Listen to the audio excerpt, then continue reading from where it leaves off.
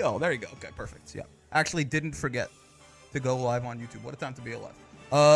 Let's get these notifications out and we can talk some haunts, man.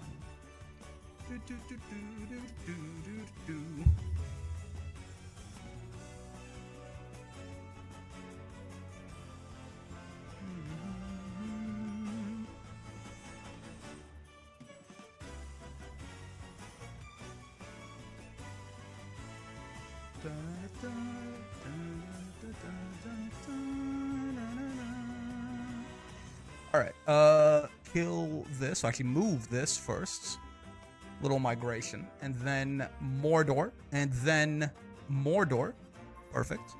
And then grab this right over here. And then put it down. And then Mordor. And then we should be good to go. Just you know. Solid handful of murder before we get properly on track here. Bop. And boop. Dude,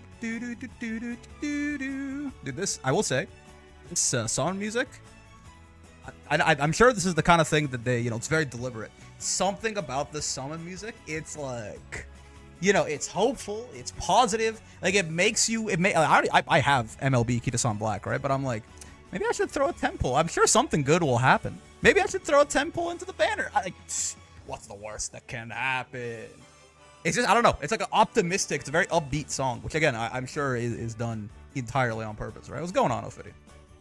How are you? How are you? How are you?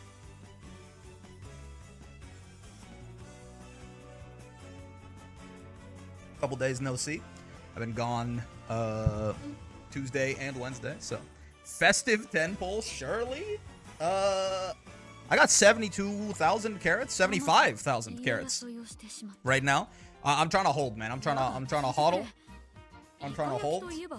If they're generous enough with us, I might be able to fit it in an extra banner actually in my plans. You know what I was looking at? You know what I was looking at? This is something that I wasn't actually planning on talking about this, but like, so Dober is coming out super soon, right?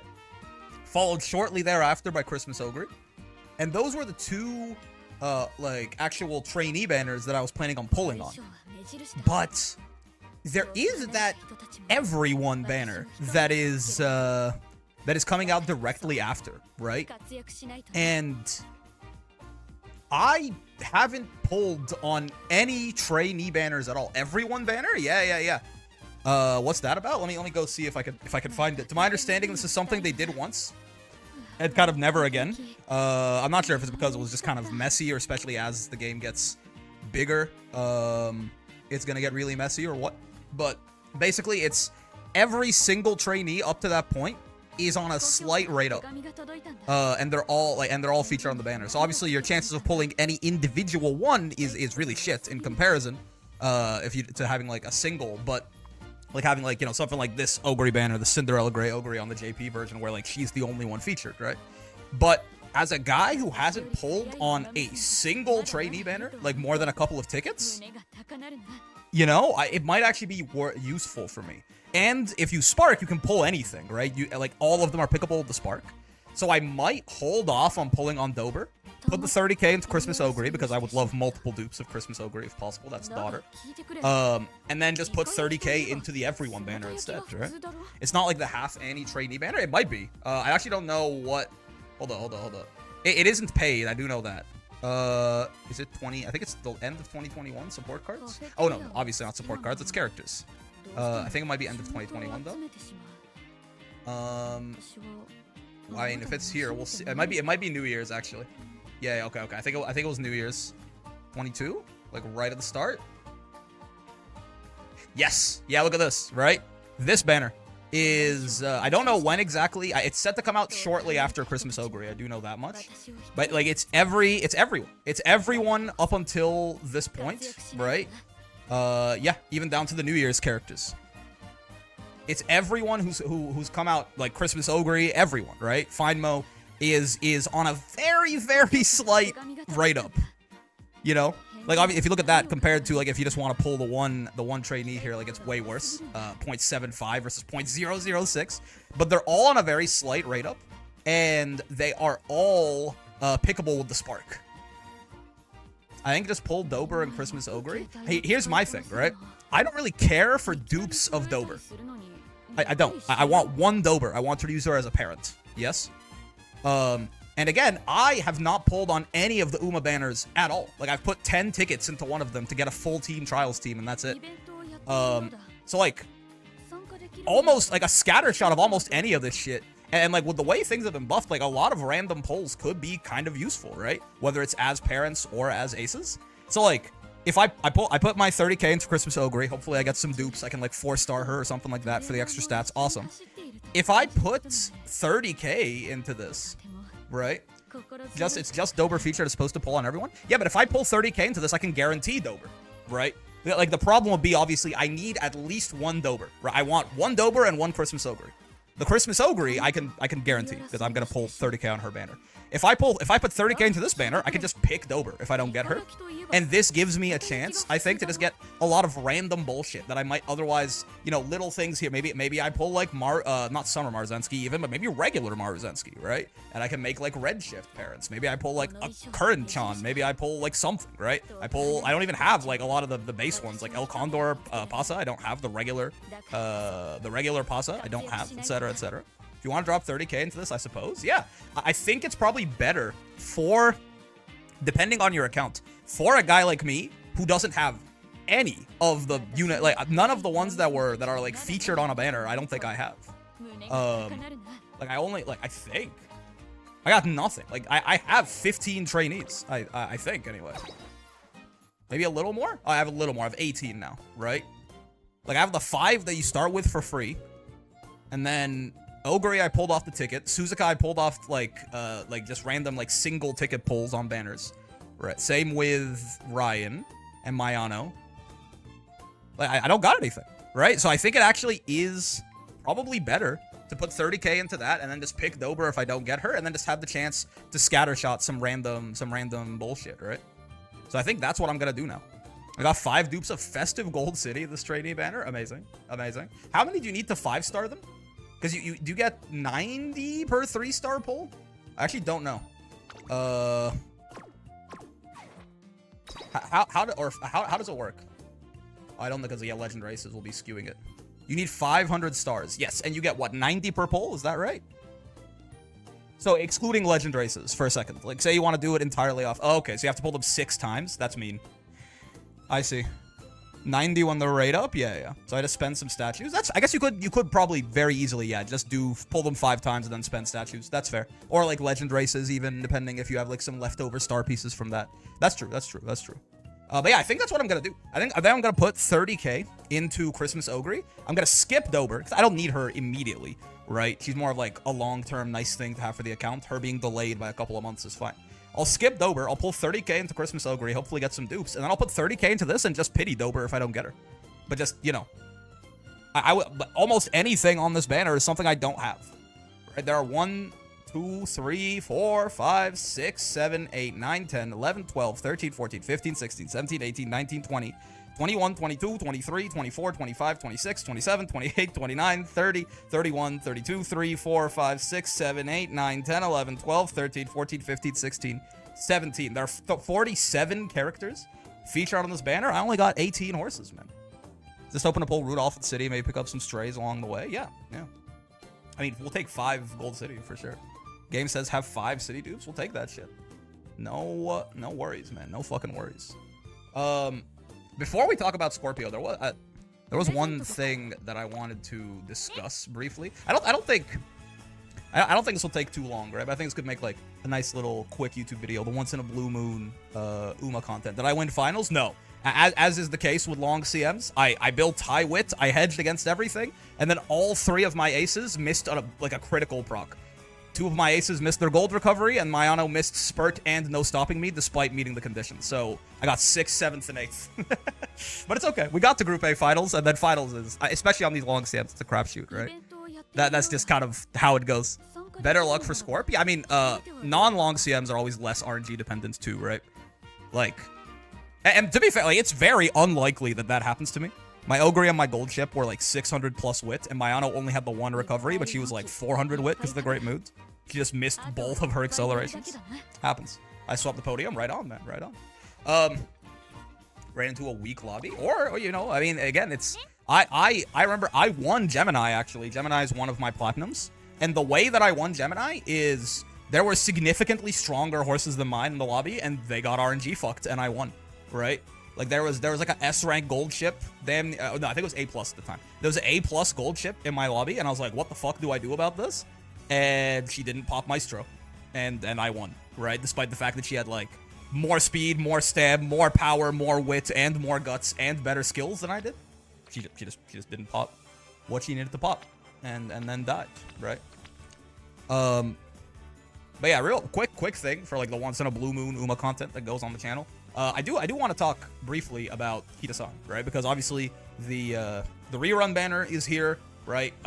Everyone has been screaming from the rooftops to save your carrots from this and to pull on this, and they're not wrong, right? And you know, when Kitasan first came out, everyone was screaming from the rooftops that this card is Exodia, this card is God, this card is the best speed card in the game and will remain meta for years, and even, you know, once she's not the best card in the game, she's still a super reliable card, and if you don't have her now, you gotta borrow her MLB, and if you have her MLB, you're running her in every deck. Cool, awesome. And I think a lot of this was explained early on. I don't know about Exodia, but high longevity for sure. Yeah, I mean, if you go look at like the little tier list things on all these websites, it's like right now Kitasan is like 3 LB Kitasan is in a tier of her own above every speed card in the game, and then MLB Kitasan is in a tier above like 3 LB Kitasan, right? So like this card is being hailed as the second coming of fucking the 3 goddesses, right? Of Uma Christ. And it's not necessarily wrong, right? But I think it's kind of been taken for granted that is the way that it is. So just very briefly, I wanted to kind of explain why, right? In case people are a little less familiar, in case you're starting on this banner or something like that, and you're just like, I've heard this card is godlike. Why is this card godlike, right? Because in a lot of the thing I want to highlight is that in a lot of ways, Kitasan is actually pretty mid, right? And what do I mean by this? If we go over here and we look up, I mean, actually, it'll be easier to do for the compare tool. Actually, it'll be significantly easier. Ah, look at that, MLB Kitasan Black right here. So these are kind of all the relevant stats on a support card. The friendship bonus here is one of the most important numbers on support cards. This is, you know, when you get the rainbow trainings, it multiplies the amount of stats that you get, and it's multiplicative with itself, right? Like if you have multiple people, right, you have 4 different speed cards on rainbow, it's like 1.2x times 1.25 times 1.3 times 1.3, right? Whereas a lot of other things like training effectiveness or stuff like that will stack additively. So friendship bonus is really important, right? And Kitasan's is fine. 25 is kind of low, actually. Right? I mean, you can see right here that Naruto Brian, this is like a free-to-play, or not free-to-play, but like you can get it off the club points, right? SSR, 30. Sweep Tosho is an MLB SR, 30, right? There are cards with even like way higher than this that like, you know, SSRs will have like 37, 40 friendship bonus, depending. It's not necessarily... She's not great here, even though this is a very important number. She's just fine. It's good, right? It's passable. Mood bonus is not super important. It's nice to have some of it, but like the difference between like 30 and like 60 mood bonus, again, it stacks additively, and it's to the effect of like good and great mood, right? You have 1.1x stats gained from a training for good mood, 1.2x for great mood, and then all of your mood effects will add up and multiply that mood bonus, right? So if your total mood effects add up to 50%, then and you're on great mood, instead of getting 1.2x your stats, you're going to get 1.2 times 1.5, basically. 1.2 times 1.5, you get 1.8x your stats, right? So it's good. It's good for sure. But like, whereas, you know, multiple friendship bonuses stacking will take you to like triple digits, mood bonus is less meaningful. I bet she's got some. No speed bonus, right? Lot of, I mean, Biko right here has a speed bonus. You've got 2 speed bonus. You've got a speed bonus. No real speed bonus on Kitasan. Again, not horrible, but like notably for a card that is praised as being the second coming of Christ, missing. Does give you a power bonus, which is nice, right? A little bit when you train speed, you naturally gain power. So it's nice to have, right? It means you maybe can get away with clicking power less often because you'll be getting more power from your clicks, especially if the trainee actually has some power bonus built in. But again, right, if you look here, it's like King Halo, this SR has a power bonus and a speed bonus and the same mood bonus and only a little less friendship bonus, right? Like nothing is now the 15 training effectiveness at 4 LB, and she gets it at 3 LB too. I think it's high even. Yeah, it's high the whole way through because it comes from her unique. That's what this number being orange means, right? This is nice for sure. This is really good. It's a little weird on Kitasan actually because of what we're gonna discuss later. Genuinely like this. So trading effectiveness, whereas friendship bonus only applies when they are at 80% friendship or higher, and they show up on their particular training, right? So Kitasan is a speed card. When she shows up on speed training and her bond is high enough, she'll go rainbow and you'll get this bonus. Trading effectiveness applies all the time. No matter where they go, no matter what their bond is, if Kitasan's on Guts and it's the first turn of the run, she's going to provide this 15% bonus. Notably, again, this stacks additively, right? So if you have like these 3 on a training, it's going to be overall 25% extra training effectiveness, right? So the actual just mathematical effect of this is significantly weaker than friendship bonus, but it is nice because of the fact that it applies the whole run and it applies on any facility, right? Whereas for friendship bonus, you explicitly need to have them high enough bond and on their particular stat, right? So while this is way stronger, this is much more consistent and it just like helps smooth out runs, yeah? So, but point being, 15 TE on Kitasan, very nice. Very, very nice.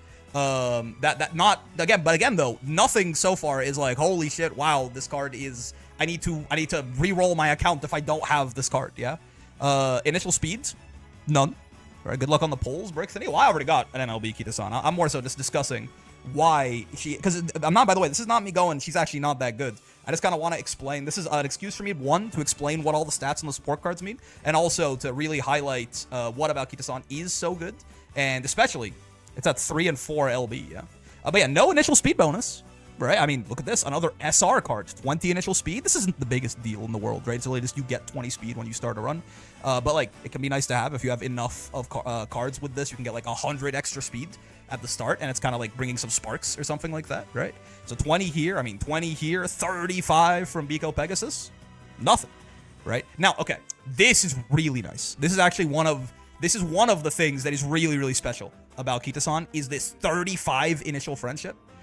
You get 7 friendship on average with well, not on average, every time. You get 7 friendship when you click someone on a training, and at 80 is when they can start being rainbow.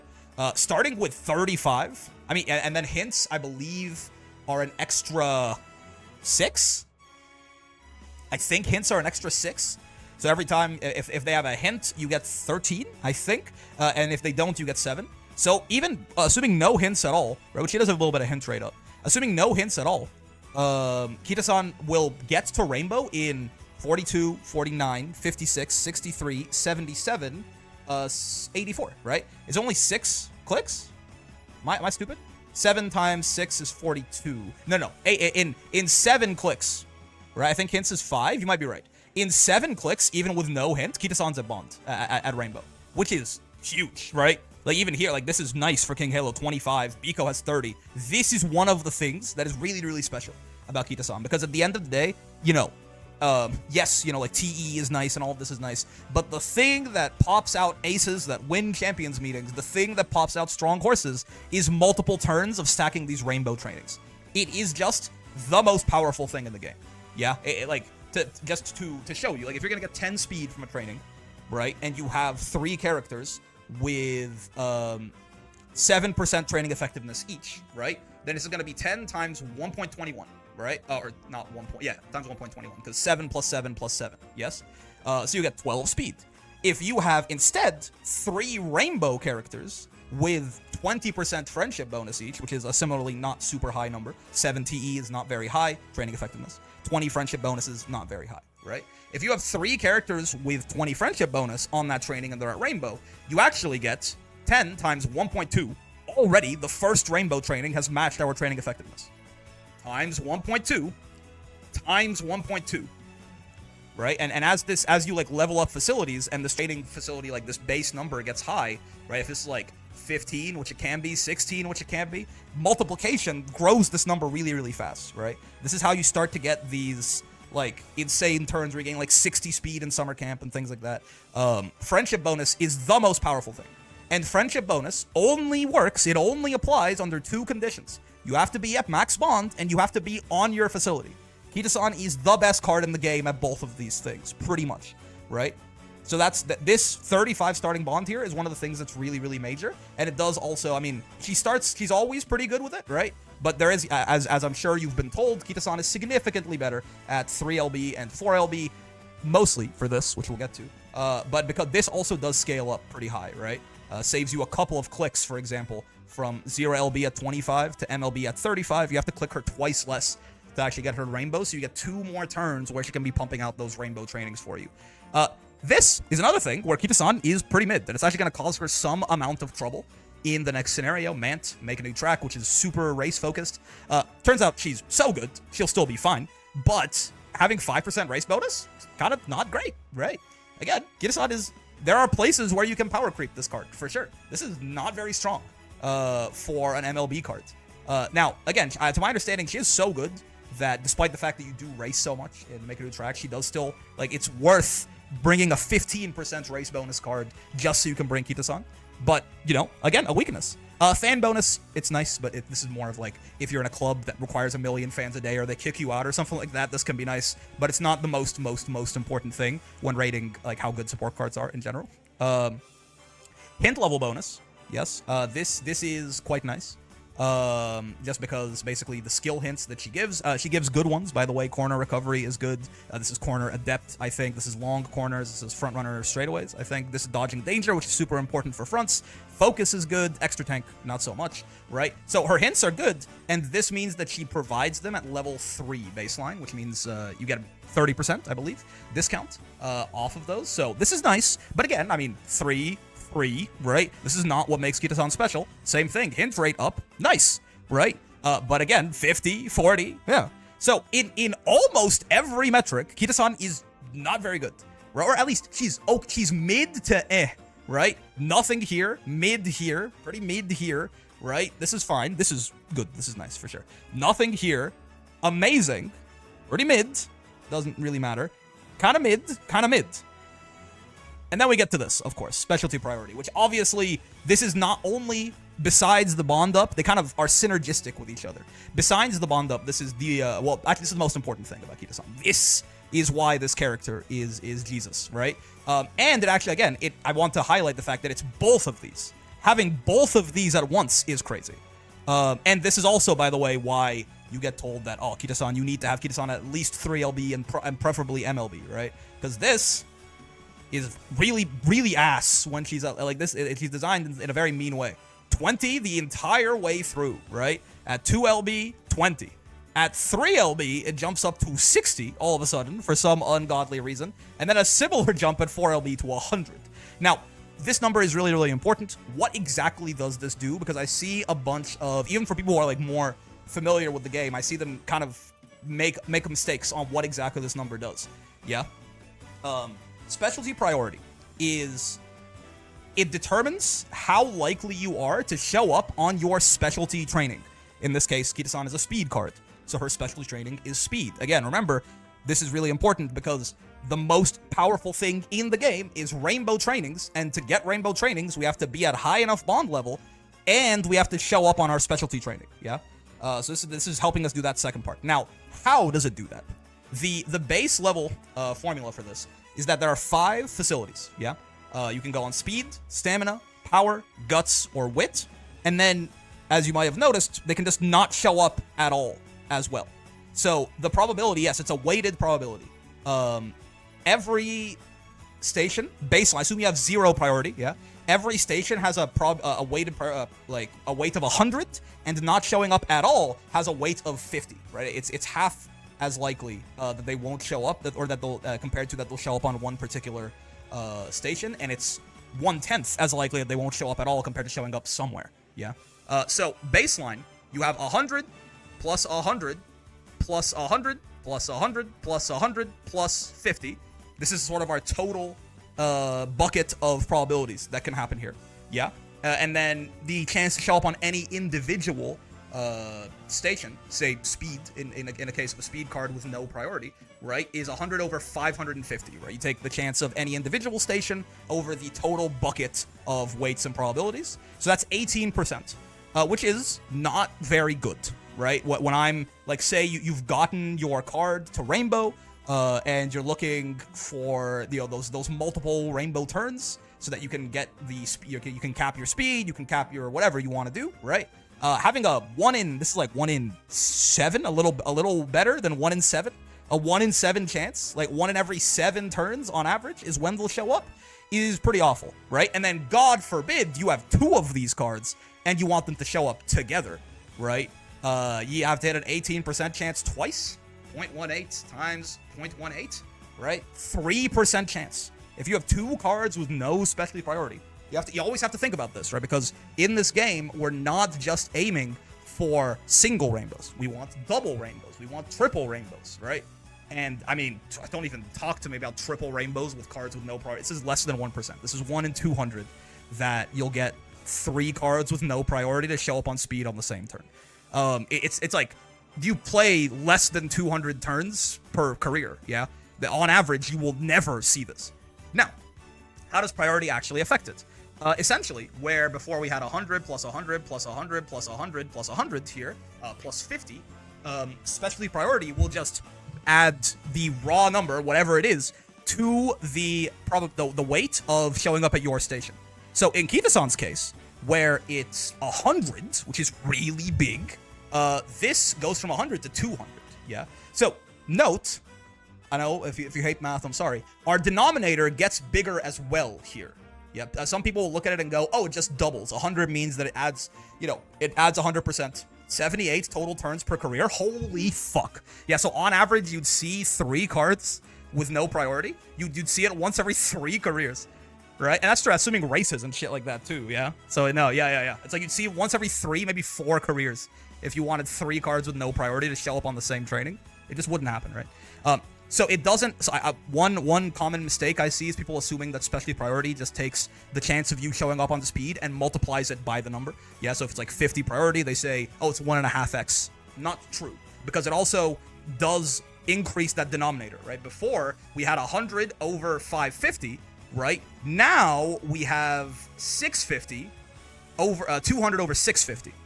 Yeah, so it doesn't quite double it. We don't go from 18% to 36%, but it is still 18% to 31%, which is, I mean, huge, right? Gigantic.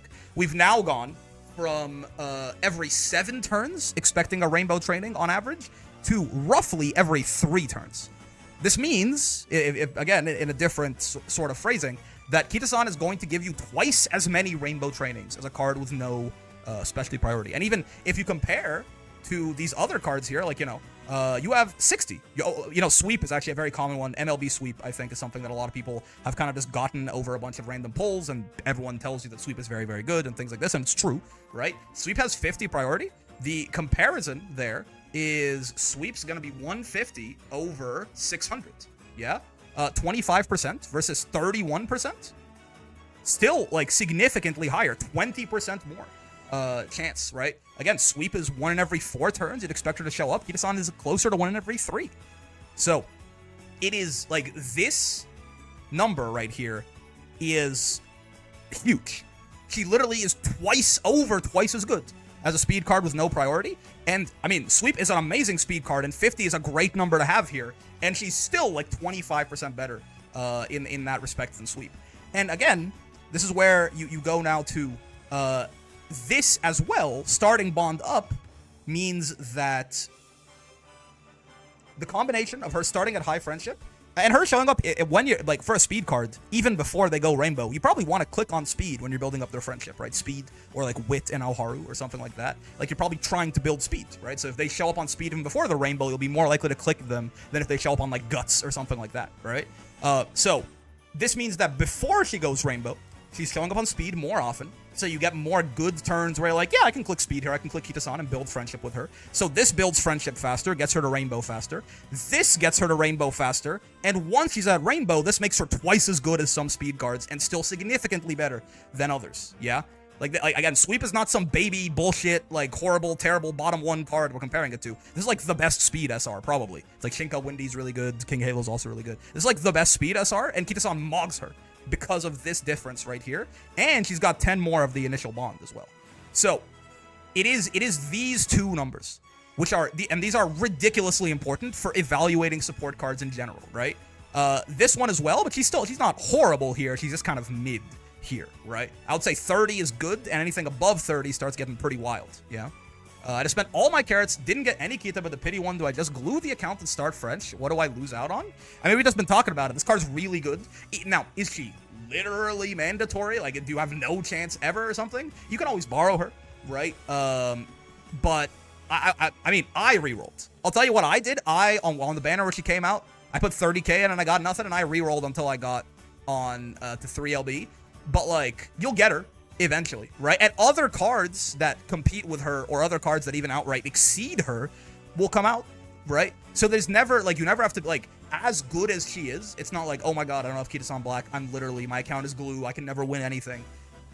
But you are going to just be at a disadvantage compared to people that do have her, right? That's the thing, right? It's not a matter of she's literally mandatory. If you don't have her, you suck. But she is, again, like, even compared to, like, this MLB speed Sweep Tosha, which is a really, really good card, she is, like, 25 to 30% better than this card. I mean, with the friendship bonus there being a little bit worse, but then this also being better, which I didn't factor in, she is probably about 25 to 30% better than this other amazing card. So, up to you. If you're really, if you just started, then cool. If you're, like, attached to your account, I would not reroll, personally. Right? I think this is the only Kita rerun we have. Yeah, but you'll get selector tickets. You know, you'll get uncapped crystals. You can borrow her, right? She's not as amazing for the next scenario as well. She's amazing for Alharu. She's amazing for the Grand Live, the scenario afterwards, as far as I understand it. She's so great for Mant, right? She's so good for Mant.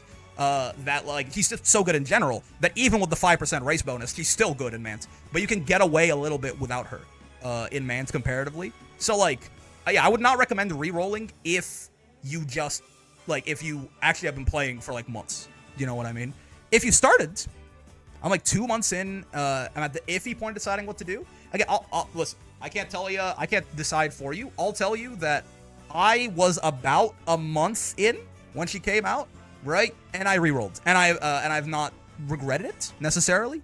But, you know, I low-key do think she is mandatory. Really only replace her when you have 2 better speed MLBs. Well, mandatory in the sense that if you have her, you run her. But it's not like you can't make... At the end of the day, the game is all RNG, right? Building is all RNG. Like, yes, she'll hedge. Like, it's not like you can't make, like, a Champions Meet horse that, like, meets your speed goals if you don't have this priority, yeah? You could just, like, instead of running, like, if you're gonna run 2 speed, instead of running, like, Kitasan Black and Sweep Tosho, you could run, like, King Halo and Sweep Tosho if you have MLB SRs, which you will just naturally get if you pull enough. Like, as you play the game, you're just going to naturally fall into a lot of these MLB SRs. It's not like, oh my god, now I literally can't compete and I'm guaranteed dead. But, again, I'm not gonna sugar, like, she's amazing. She's amazing. Like, people are right. When they talk about this card being amazing, they're not lying to you, right? And this is why I just wanted to talk about this quickly, to explain exactly what it is about her, right?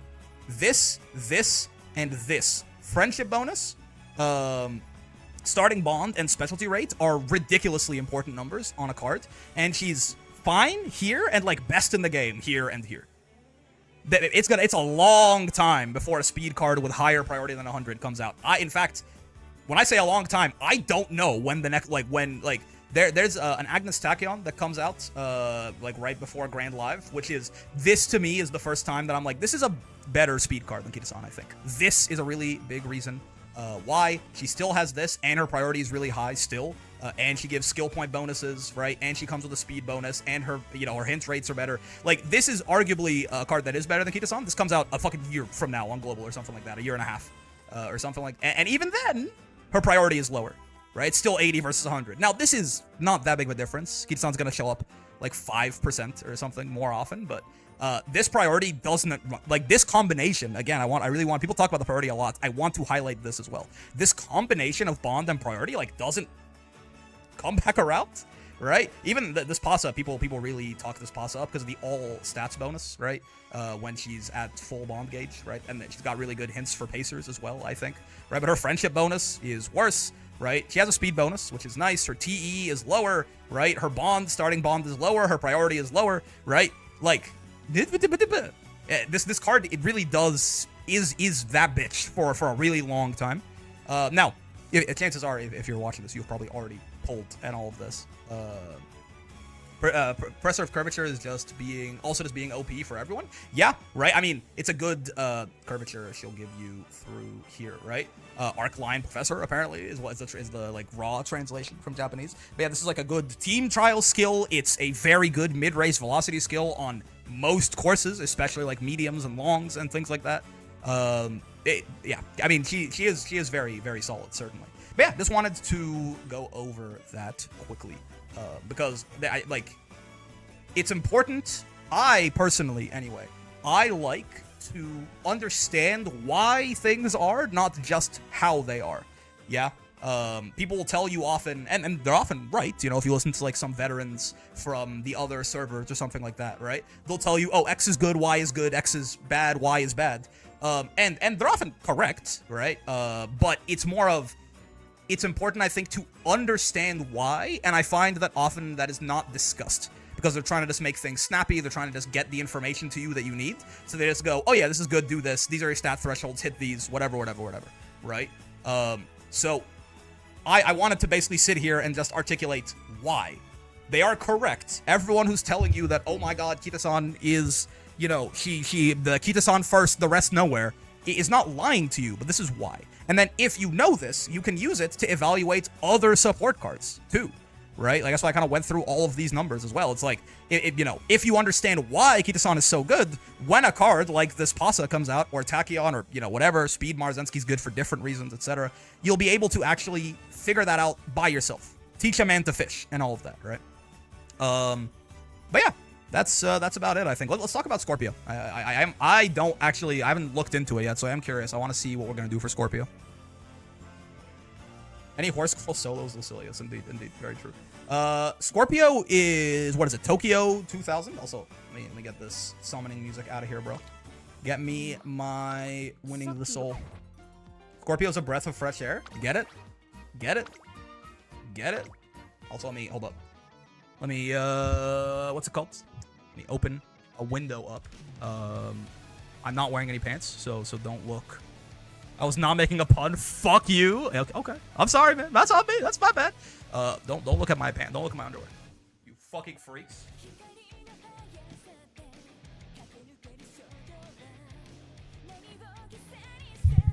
Rare leaned in brick. Locked in brick.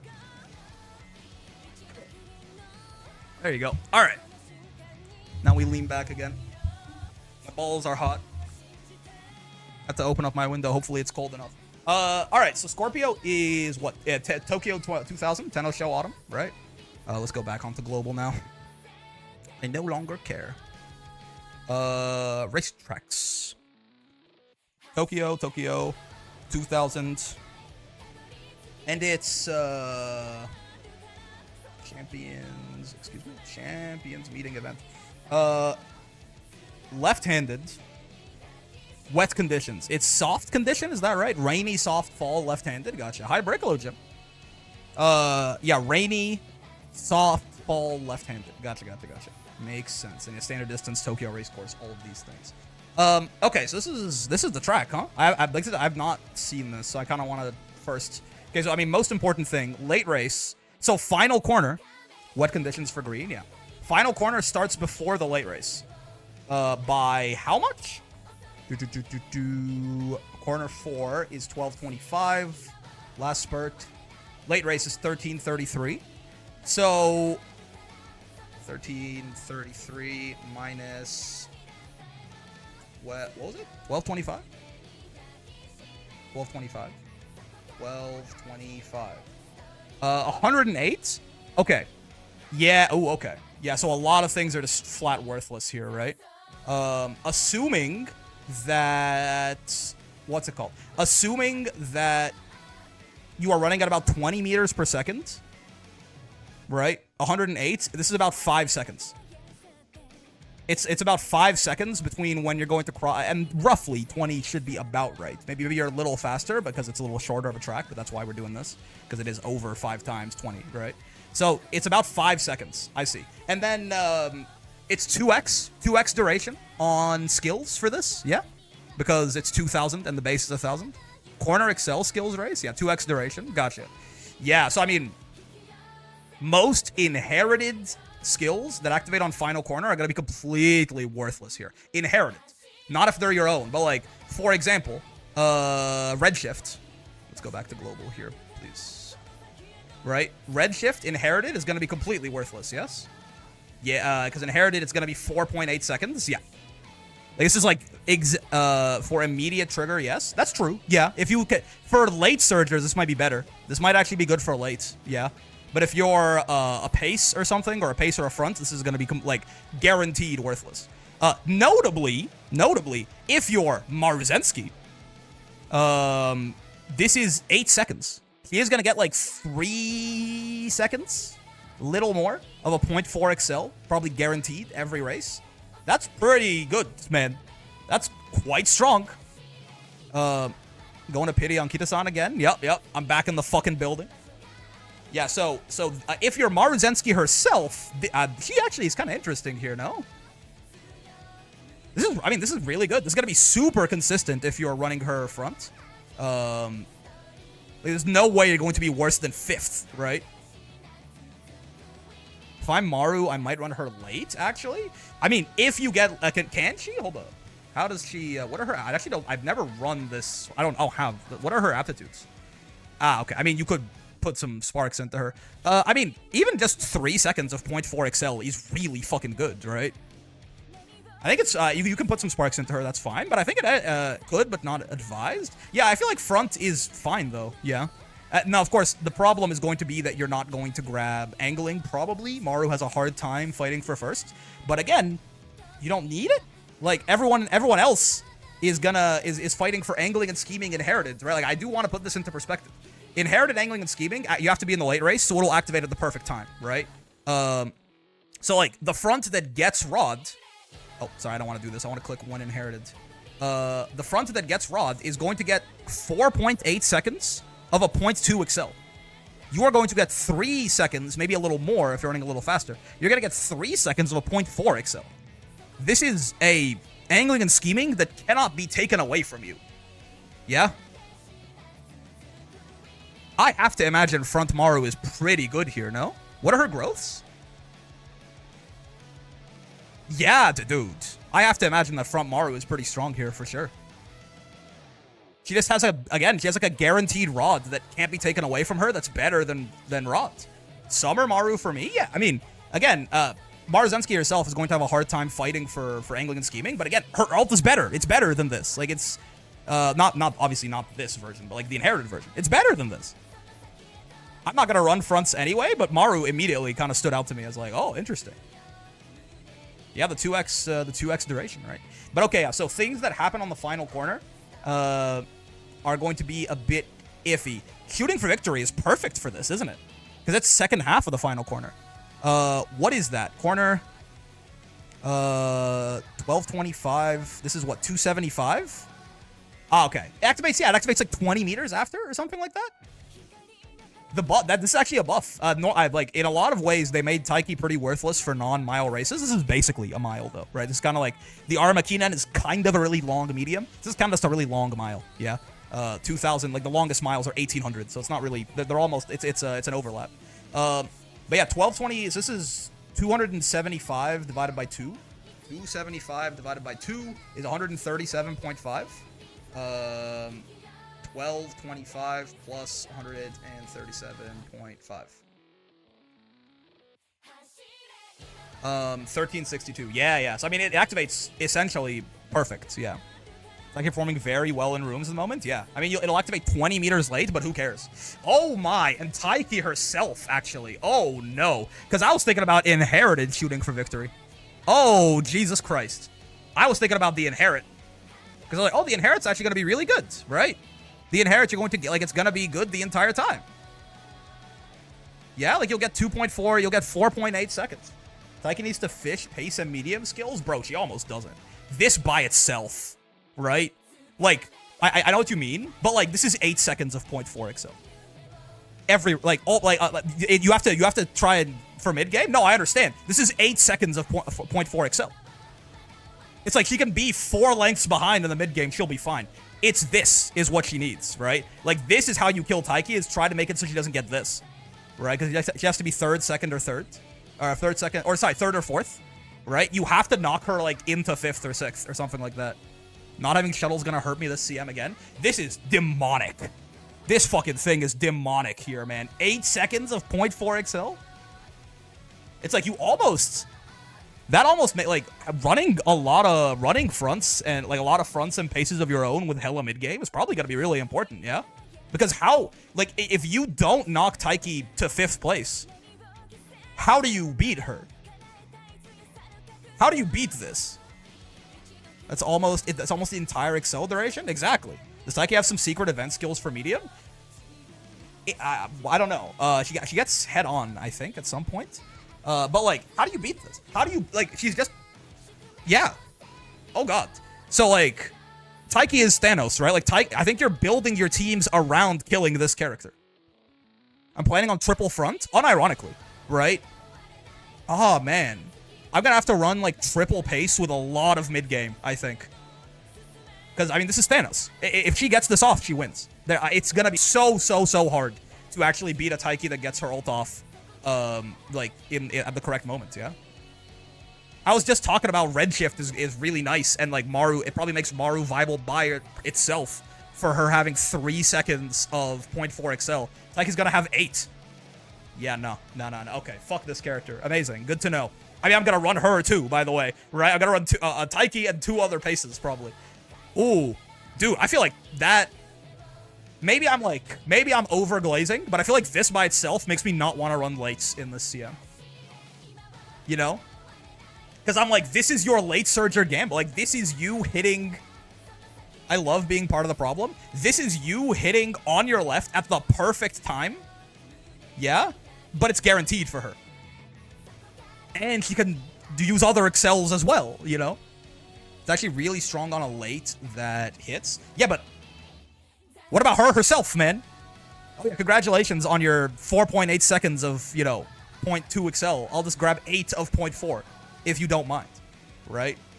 Well, I'm not saying lates can't be strong, because yeah, if you hit this, right, and you can hit Redshift, lates are going to hit Redshift at the best time, probably compared to everyone else, because they're probably not going to be 5th here, especially with how many paces and fronts there's going to be. So, like, you can actually proc Redshift later, and it's going to be useful. You can always Gamba. Like, lates are going to be strong, just kind of by the very nature of how, the lobbies are going to, like, set up here. I think lates are probably going to have a very good time being in around 6th. Iron is going to be great here because it's got the same thing as angling as well, right? Where it's like you have to be on a corner, but you have to be in the late race, right? So again, it'll activate at the perfect time. If you're in position, it'll activate immediately, right? So like lates can be strong. My problem is more so the more lates you bring, the more likely it is that Thanos gets her ult off. That's my problem, right? I feel like Taiki actually is that over centralizing here. Like, lates can be really strong. Pump NSM into shooting for victory plus late coefficient should actually be stronger than what a pace who doesn't get angling can achieve. A pace who doesn't get angling, who is Taiki Shuttle getting her ult shooting for victory, which is 4 times as good as yours, is going to be tough, right? NSM is going to be less consistent for this track, probably. I mean, it'll still work, right? NSM will still work, but because, again, people start fanning out on this final corner, right? So the fact that the final corner happens before the late race means you're less likely to be blocked. It's Gamba, though. I mean, if you're late searching, you're Gambang. It's just another Gamba that can hit, right? You have your NSM, you have shooting for victory, you have iron, you have on your left, right? It's one more thing that you can Gamba on as a late surger, for sure. It's been okay in rooms. Late is always a complete Gamba. Yeah. I don't think it's bad. Again, I'm looking at Thanos, yeah? My problem is Thanos. The problem with lates is that the more lates there are in a lobby, the more likely this is to be true. Where do I find this stuff? Game Tora. Amazing website. Like, Game Tora skills, look it up. Game Tora racetracks, look up the particular racetrack. Game Tora is an amazing website. Certainly isn't like last CM, though. Yeah. So, like, that's my problem. My problem is Thanos. Lates can be very strong, but the more lates there are, the more likely Thanos is to Thanos snap you. Right? And this is like, again, I'm assuming that Taiki is popping no other accelerations. Right? Are there any downhills or anything like that? not anywhere relevant because she can't really get straight descent, which is great news, right? She could get head on though as well, right? Head on is a pace acceleration that she could absolutely pop on top of fucking 8 seconds of 0.4. I just want to point that out again, right? Is it downhill in the middle? Yeah, but not in the late race. I mean, straight descent is worthless here. Is my point. Yeah, she's not gonna like. Again, you have to. I'm locked in. I'm thinking about Thanos. What can Thanos do to kill me, and what can I do to stop it? You know, she can hit head on, which sucks because you can't really do anything to stop this, right? She's going to get this if she's pacing. Double dom? Yeah, that's true. You can try and lean full into it for sure. Double dom could work. That's actually super valid. She might not need head on. Yeah, sure. But like, imagine she also gets head on. She's rocking fucking 1 Excel? 1? Or no, it'll be 0.6, sorry. For a second, I was doubling everything in my head. No, it's 0.6. Yeah, I was like, what? What do you mean? No, 0.6. Still ridiculous, though. Yeah. Double dom means 2 less front spots for Taiki. Yeah, I mean, honestly, you can double dom her. Again, it'll lower her current speed, it's true, but she's accelerating so goddamn fast, man. She's gotta, like, shake the dom. Like, dom is, what, 0.35? Dominator is 0.25? Dude, she's gotta shake the dom off in, like, a second. Like, you gotta shake 2 doms off in a second, like less than a second.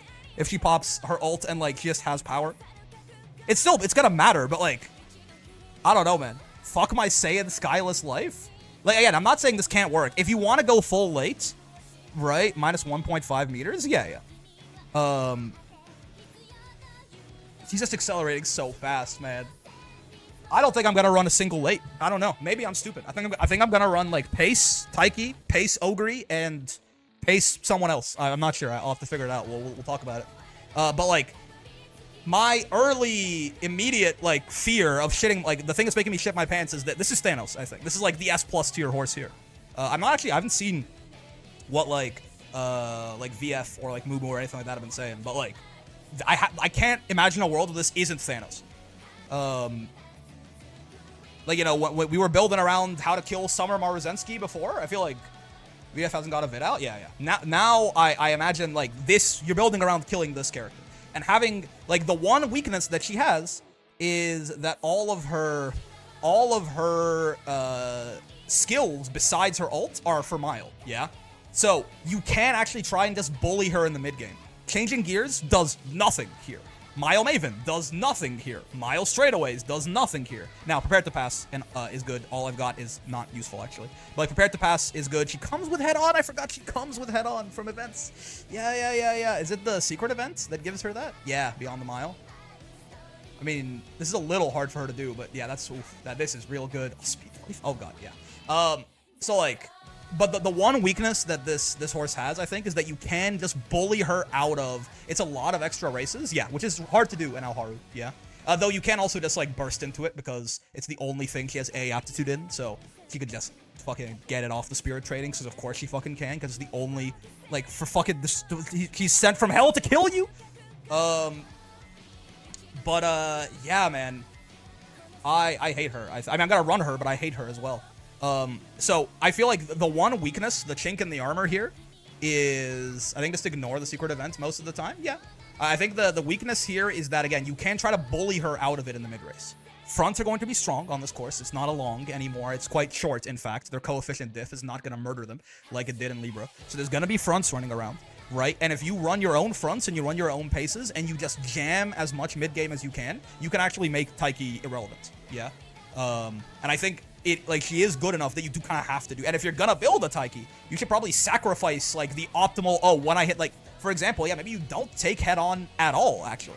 Maybe you do, as good as it is, maybe you don't take head on at all, actually, because really all you need to do is just make sure you hit this, right? Make sure you hit this and you'll be fine. So maybe ignore head on and just jam as much mid game as you can, right? Grab fucking curvature, run like an Agnes wit card, and grab, like, medium straightaways and medium corners or something like that. Yeah, because I think, like, this is crazy. It's crazy to have, like, this is, imagine if Say and Sky got Rod every race. Playtime's over? Yeah, PTO. Yep. It might be better to ignore grabbing more excels on Taiki and just go, well, if I hit my 8 seconds of 0.4 excel, which, again, the reason I'm saying it over and over again, that's the acceleration phase, people. The entire acceleration phase, especially when you have, like, it's shortened the more you're accelerating, right? But this is like, you can build a lot of power on this track because of the fact that it's not that long. You don't have to go that hard on stamina, yeah? And she's going to have that acceleration, and there's no, like, uphill or anything like that. 8 seconds is the entire time you're accelerating. Taiki's just going to be going twice as fast as you. For reference, you guys all know that Excel skills are really good, right? But I just I really want to drive home why I'm, like, so fucking terrified about this. About 14-ish seconds. Is that assuming you have... Because it's variable, right? What power does that assume, and what skills does that assume? Because the skills, like, 0.4 is going to, like, double it, yeah? Like, if you look at the acceleration formula, like, it's assuming you don't have any Excel skills, right? It's just the base Excel, which is 0.00306. 0.306. And assume you have, like, 900 power, 1,000 power, right? That's probably reasonable to try and, like, it's a mile track, kind of, right? So, like, going for 1,000 power is probably not a ridiculous thing to do, assuming you're not a front where you need way more width and things like that. So, like, say it's square root times square root of 500 times 1,000, yeah? This is your acceleration, 0.424. Again, you can get, like, Turfest, things like this, but let's just assume a baseline of a guy with 1,000 power and nothing else. That's your Excel. Taiki, with the same stats, is doing that. It's just twice as fast, right? Her acceleration phase is going to be half as long as yours, and it's, if you are building late, if you are not building to stop this, as a, like, just by default, as a pace chaser, this condition is going to be super consistent. So if it's about 14-ish on average for late race, she's going twice as fast. It's going to be 7 seconds for her. This is going to be active the entire time she's accelerating. Like, for the entire acceleration phase, she's got to accelerate, like, twice as fast as you. And if you have Rod or something, then, you know, congratulations. He's still accelerating, like, 50% faster than you are. And again, this is assuming she doesn't hit anything else. 15 seconds with, like, Rod, etc. Okay. So it's probably going to be closer to, like, 10 seconds for her. Yeah? 10, because again, it's about 0.6 versus 0.8 is about 33% better, something like that. It's going to be in the neighborhood of, like, 10 seconds, assuming no Turf S, right? God forbid. Assuming no, like, higher power stat, things like that. It's going to be about 10 seconds for her. Just remember from my Uma later? Yeah. So, like, Jesus fucking Christ, man. Okay.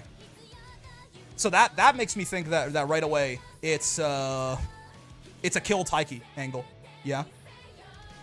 This is terrifying shit. And, like, I mean, she's gonna have. It depends. There's gonna be some stat points floating around, right? What are stam requirements looking like for this? I want to go into the Uma later and check. Last thing. Just pulled 3 Kitasans and 170 pulls. Life is good. Yo, let's go. That's actually huge.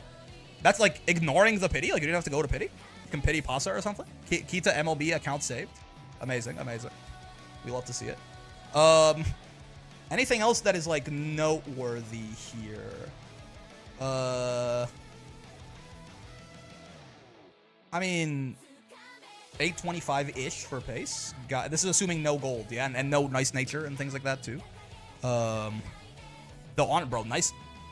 All like, obviously nice nature, right? Murmur can happen and kill you for sure. But, like, again, bro, if I'm doing this, I don't think nice nature is hitting my ass with gaze. Like, I'm fucking out of there, right? I'm fucking out of there. Does that account for the terrain condition? The terrain is what, minus 50 power? Around 700 for your main ace, 800 plus 1 for your stam checker. Yeah. To survive the nadies. Excel might jack your stam requirement. I'll put it into the Uma later right now and see, but Ogre wants 3 at 700. 3 gold recoveries? Oh, it's assuming to survive nature, right? And the stam consumption, it is 2% extra HP consumption. That's true. Anything else noteworthy about this track? Not interesting. Okay. This is actually interesting, right? Hill in the mid. The beginning is not a straightaway. This makes the straightaway skills a little worse, right? Because this is what this means, yeah? This neither? Right away here, this is not a straight. Because one of the nice things about a lot of those straightaway velocity skills is if you Gamba, most races start on a straightaway, yeah? And if you Gamba and you hit it early, it can kind of function as like an Uma stand, as part of an Uma stand chain, right? Turn off, pace down, do all of that. So it's a little shitty for sure. But this isn't, makes those a little worse. Corner, second corner, interesting. Straight away here, uphill, and then a long ass downhill. Corner skills could whiff if it procs on the late corner. Yeah. Weird track, right? Weird track.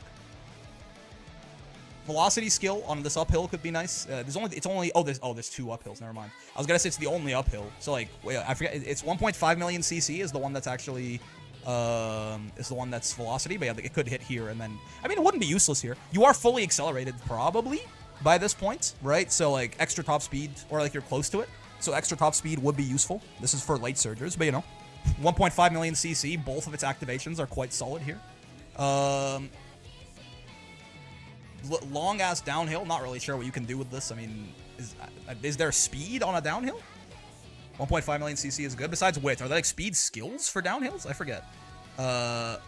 Uphill or downhill, and what's it? Downhill speedster. Slightly increased velocity on downhills. This doesn't exist. It's not real. What the fuck? What is this? You can't get this from anywhere. Late surger. Yeah, it doesn't exist, right? Okay. Not gold, regular with 777s. Gotcha. No speed skills for downhill. Yeah, okay. Maybe if maybe you want wit more. Yeah. Wit, I mean, having a long downhill like this, wit's going to be nice. Wit is just going to be nice in general because, I mean, again, your Excel skills are going to be make or break here, right? If you have a gold, you really want to pop it. Uma stand not necessarily as crazy here because of the fact that it's 6 seconds, but again, I mean, if it's going to be a lot of paces, or if, you know, like, it's probably going to be very likely to proc on your pacer, right? So probably still very, very good to grab it. It's still 6 seconds of potentially, you know, no pace down, and you can maybe even try to chain it, but, you know, it is what it is. There's a corner right away here. If you get corner adept to activate, could be part of a nice chain, or even curvature could activate here, I think. I think it can activate on any random corner, right? Okay, cool. What's stamina looking like here? Like if they have perfect, thank you. Soft, yeah, perfect.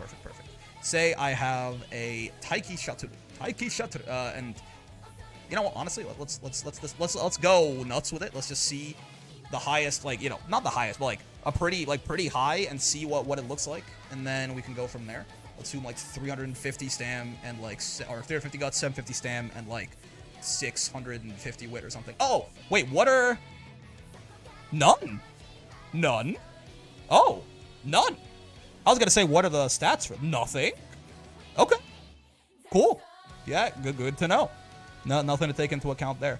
And let's say she's rocking like, actually, let's say no Maestro. I want to see what it takes to live with no Maestro. Let's say she's got like curvature. I don't even know what other fucking skills you'd take on her. Uma stand is probably good, though it's not very good at taking into account. I don't know, man. Let's like say you're just gonna go fucking medium corners and the medium straightaways, right? And I actually don't know.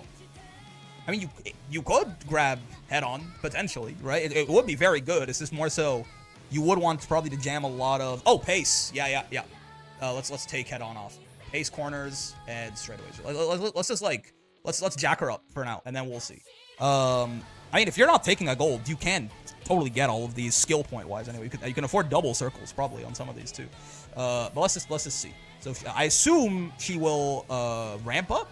Sure, man. That'll be the last thing we throw in. PTO as well is the gold, or it's on is the gold version of that, right? Let's stop here. I assume she dies here. Yes, I assume she will die.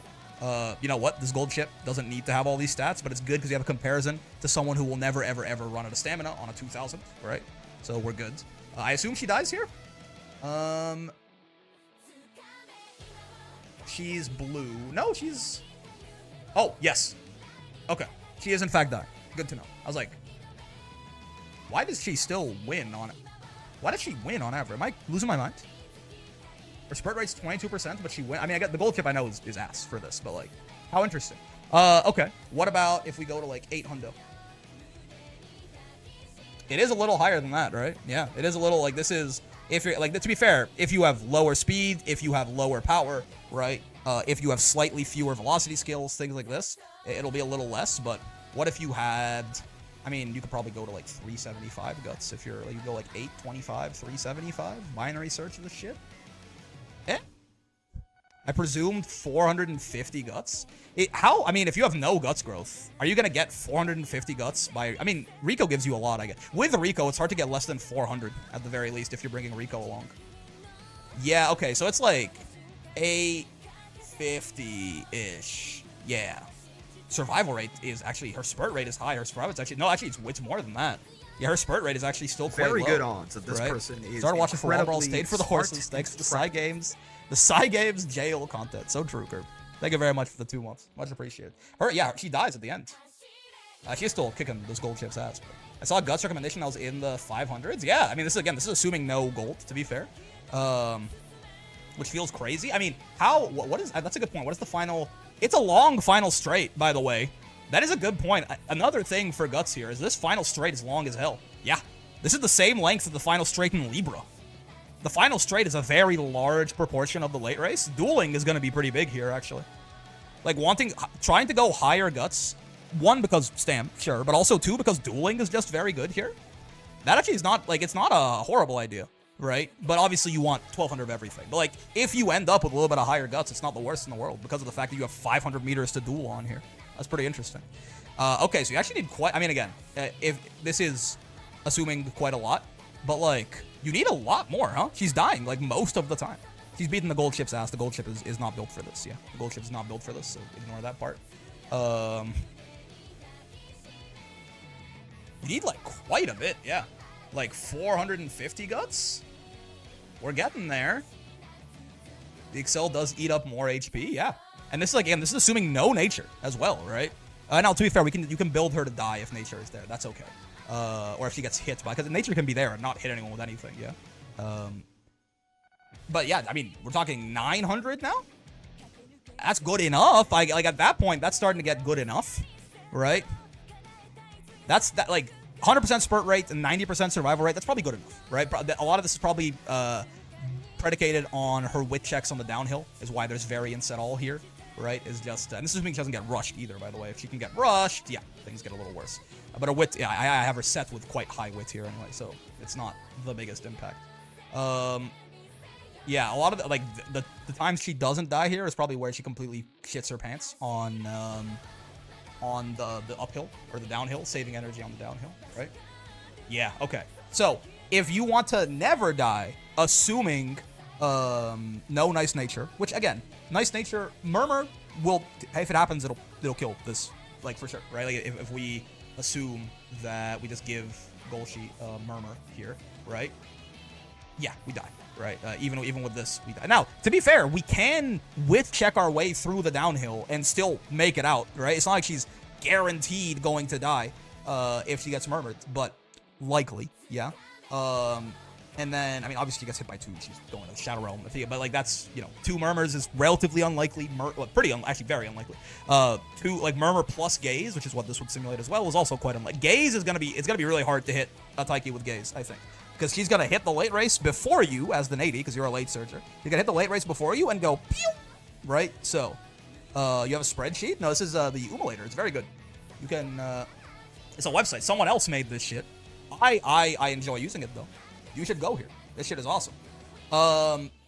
Yeah, so it's going to be really hard to hit just train speed. What do you mean by this? Speed is good. Speed's important, for sure.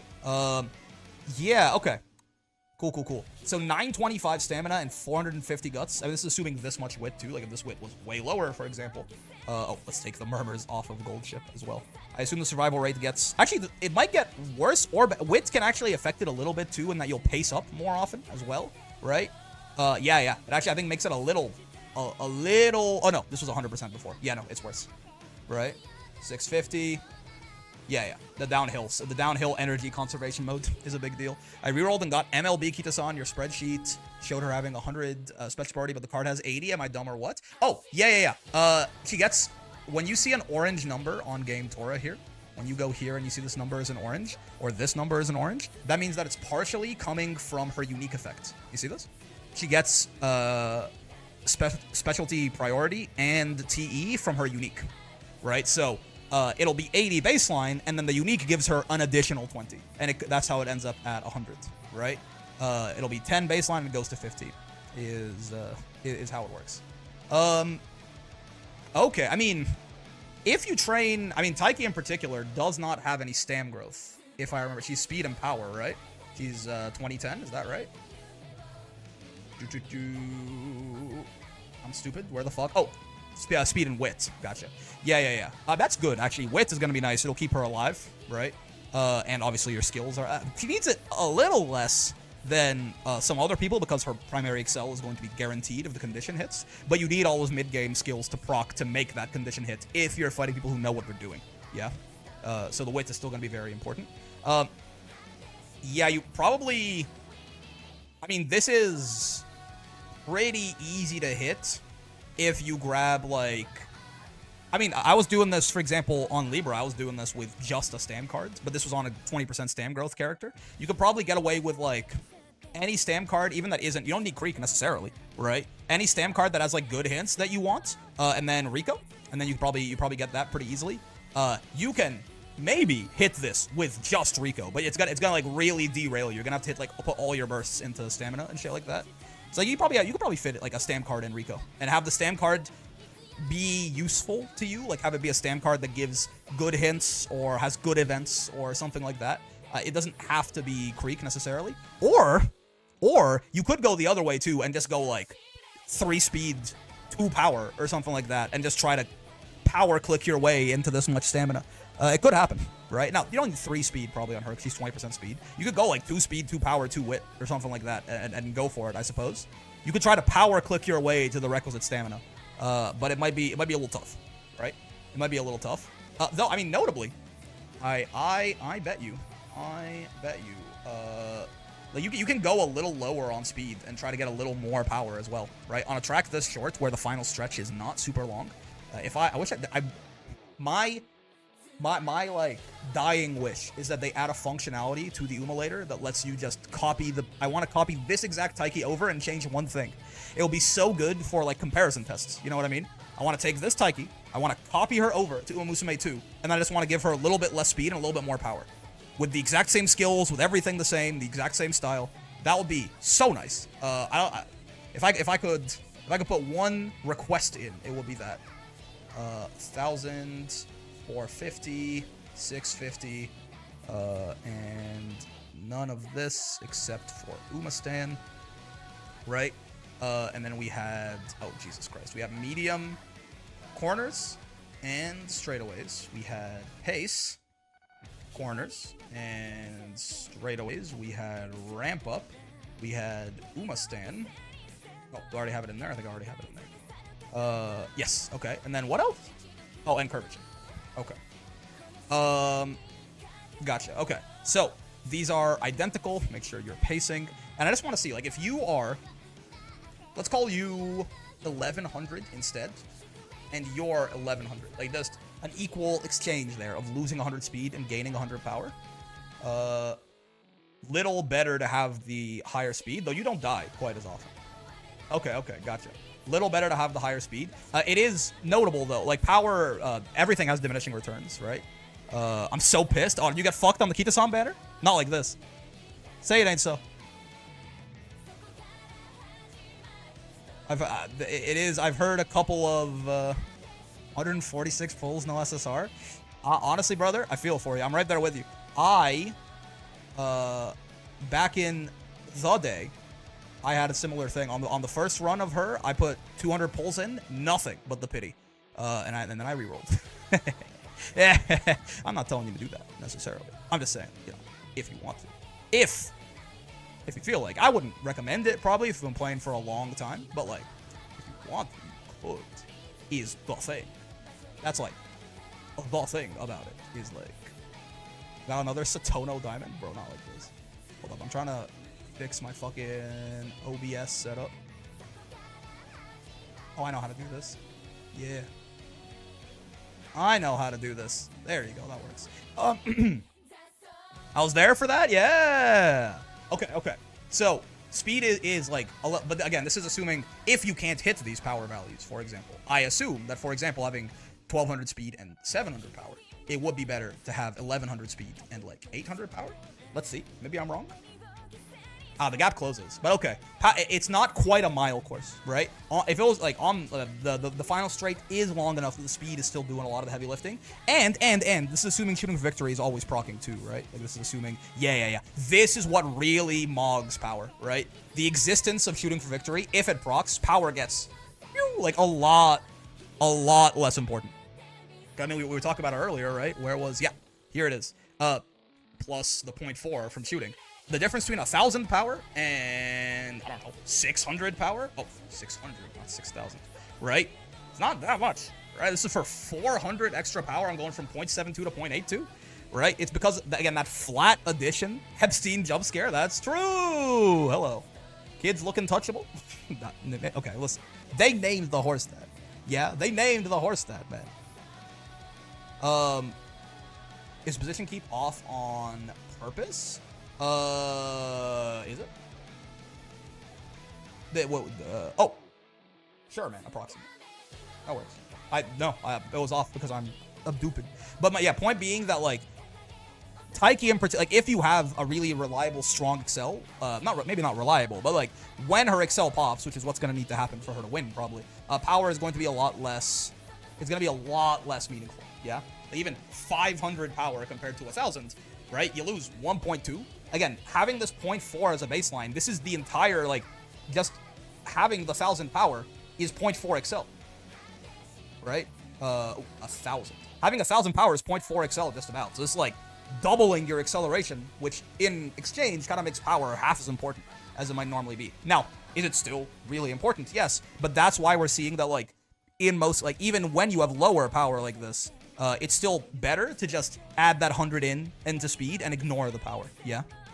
There's not really like a really nasty uphill or anything here in the mid-race too. There's one, but it's short, right?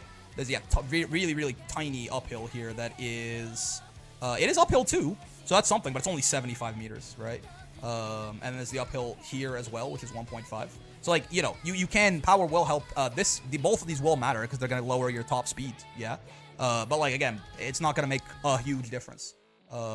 Personally, I'm not a big fan of power cards because they cause you to overstam and underguts, where stam clicks get all up in those guts. Yeah, I mean, honestly, looking at it's gonna vary based on what acceleration skills you're planning on popping. Like if you're planning on popping one single 0.2 excel, it probably is going to be a lot more meaningful to have a little bit more power. Yeah. But like for Taiki, for example, where you know the game plan is to pop shooting, power is not very good for her, right? Like, I would reckon you would rather, like, you might rather have 1,200 and 600. Like, this might be closer to even now. Yeah, right? Like, this is no longer an even exchange. I took 100 speeds off of this and put 200 power on, and it's still even, right? Speed is, and this is and speed is higher here too, so it should already be hitting its diminishing returns. 1 point of speed is always better than 1 point of power. There's never a point where that stops being true. I mean, maybe we can even maybe I'm being ungenerous to power because it is multiplied by this. So maybe if I do this, things start to look a little better for power. Like if they have turf S, right? Nope. All it does is it makes it so that the one with lower speed feels lower power even less. The gap increases actually. Yeah. So 1 point of power is always worse than 1 point of speed here within reason. Like it never. Yeah. Literally the gap got bigger when I gave both of them turf S. So. That is important to note. It's because, again, it's not quite, like, it is still a medium, right? It is still a medium. The final stretch is still, like, decently long. Like, you know, you're still at top speed for longer than you're accelerating. So power, definitely, I think, I mean, kind of like a third-class citizen, probably. Like, speed, number one. Enough stamina, obviously, number one, right? But the stamina requirements shouldn't be that hard. But then, yeah, it's like speed and I mean, dude, wit might be more important, honestly. Like, because wit is supplementing your stamina, right? The more, like, with more wit, this Taiki survives more often. Yeah. Wit is gonna help you keep up in the mid game as well. just through like, position keep and things like that, for shooting. And wit is super important for popping all of these mid-game velocity skills to make it so that this shooting for victory that the Umulator just assumes happens all the time. This is not guaranteed, yeah? To make sure that this actually happens, wit is pulling a lot of the heavy lifting on that too, right? So like, unironically, I just kind of like Libra.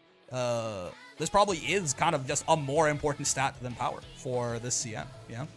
With 8 power sparks, wit plus wit max, I was hitting on average like 700-800 power anyway with like 1,000 wit. Yeah, and like we can see, I mean, 700-800 power is where you're going to start hitting serious diminishing returns anyway, right?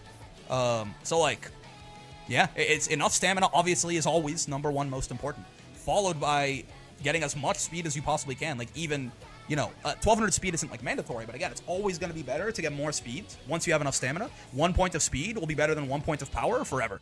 Right? Assuming your power is not going from like 100 to 200 or something, where the diminishing returns haven't hit that hard yet, but that's unrealistic, right? And then it's as much wit as you can get, and then power kind of, you'll get enough power just by the fact that you want the click speed so fucking much.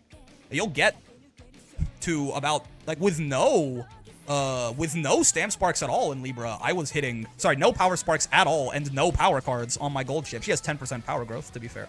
But I was hitting like 700 power just from clicking enough speed to get to like 1150. Yeah? So, very interesting. Brick, thank you for being my only consistent source of happiness in this realm. Thanks, man. I hope that's not the case. Like, that makes me feel real warm and fuzzy, for sure. But also, I'm like, W glaze. But also, I'm like, I hope that you got, I hope you get happy soon. If you reroll, do you not get the free uncapped crystals? Oh, fuck. I don't know. I'm sorry. I just can't answer that question. I have no idea. Like, the ones that like, they gave us, before you rerolled, like, in Halloween. I don't know. If I had to guess, I would say no, which would be kind of disastrous. Because I assume if you start an account, probably not, yeah. Like, if you start an account 3 years from now, you don't just get 4 selector tickets or something like that. There will be more. It's true. I would say, if you're planning on playing for a long time, maybe this is bad advice, okay? Mail items last for a super long time. I think you get like 60k right now. I think it is like 90 days, so. If you plan on playing this game for a while, and your account is only a couple months old, like you were saying, and you got fucked, if you reroll, you can at least start getting it. For me, it's a little fun, right? Because like you can start going, you get real greedy with it. You're like, I'm gonna reroll for, you get 60k if you start right now. You can put 30k in. You can reroll for MLB Kitasan, and you can even try and like greed to grab like some of the El Condor, who's a very good card, great power card, yeah. You can even try to grab like a random Super Creek or stuff like that. It's up to you for the greed. Everything's real gloomy right now, but you're streaming, so I can ignore my immense anger. Hey, man, like, genuinely, I'm really sorry to hear that. I had a bit of a week this week as well. I'm doing great now, but, like, on Monday, it was like, right, it was, yeah. So, I feel you. I feel you, and I hope things get better. In the meantime, I'm glad to be the little monkey dancing for your enjoyment, for sure. You can reroll the tickets for Creek and Find Mode, too? Oh, that's true. Wanted to ask if the El Condor Pasa SSR is good. I got 2 during my Kitasan venture. Pretty good. She is just like a solid power stat stick. And then also, I think for paces in particular, Pasa is usually like this. For paces, she has a lot of good skills, right? But like 32 friendship bonus, very strong. 40 mood effect is nice. Power bonus, she's got some TE, initial power, high initial bond, high priority, right? It's a really good low LB card. True. I mean, her priority and her friendship bonus come from, yeah, right. Her priority and her friendship bonus come from this, so she's quite solid. But yeah, like whatever LB you got her on, she's quite good. And then her hints are real nice for paces. Yeah. I mean, standard distance and sunny days. This is consistently very good, right? Don't worry, I greeted this reroll. I got MLB Kita, 2 LB Pasa, a Creek, and a Fine Motion. I'm sorry? You did what? How did you do that in the middle of you talking to him? What the fuck? Holy shit. All right, man. Go to a casino immediately? No, do not go to a casino. You've used all your luck up. If you go to a casino right now, you're gonna lose all, like, your luck is done. Okay, well, I'm glad it works for you, man. Maybe you're not, like, not everyone should reroll, but And a Smart Falcon 1LB for groundwork? What? Who is this guy? What the fuck? Sure, man. Yeah. MLB Kita, 2LB Pasa, Creek, Findmo, and just like a random utility card for parents, or like if you want to be a little lazy, you can do it for your actual front runs as well. What the hell? But yeah, this Condor is a very good card, yeah.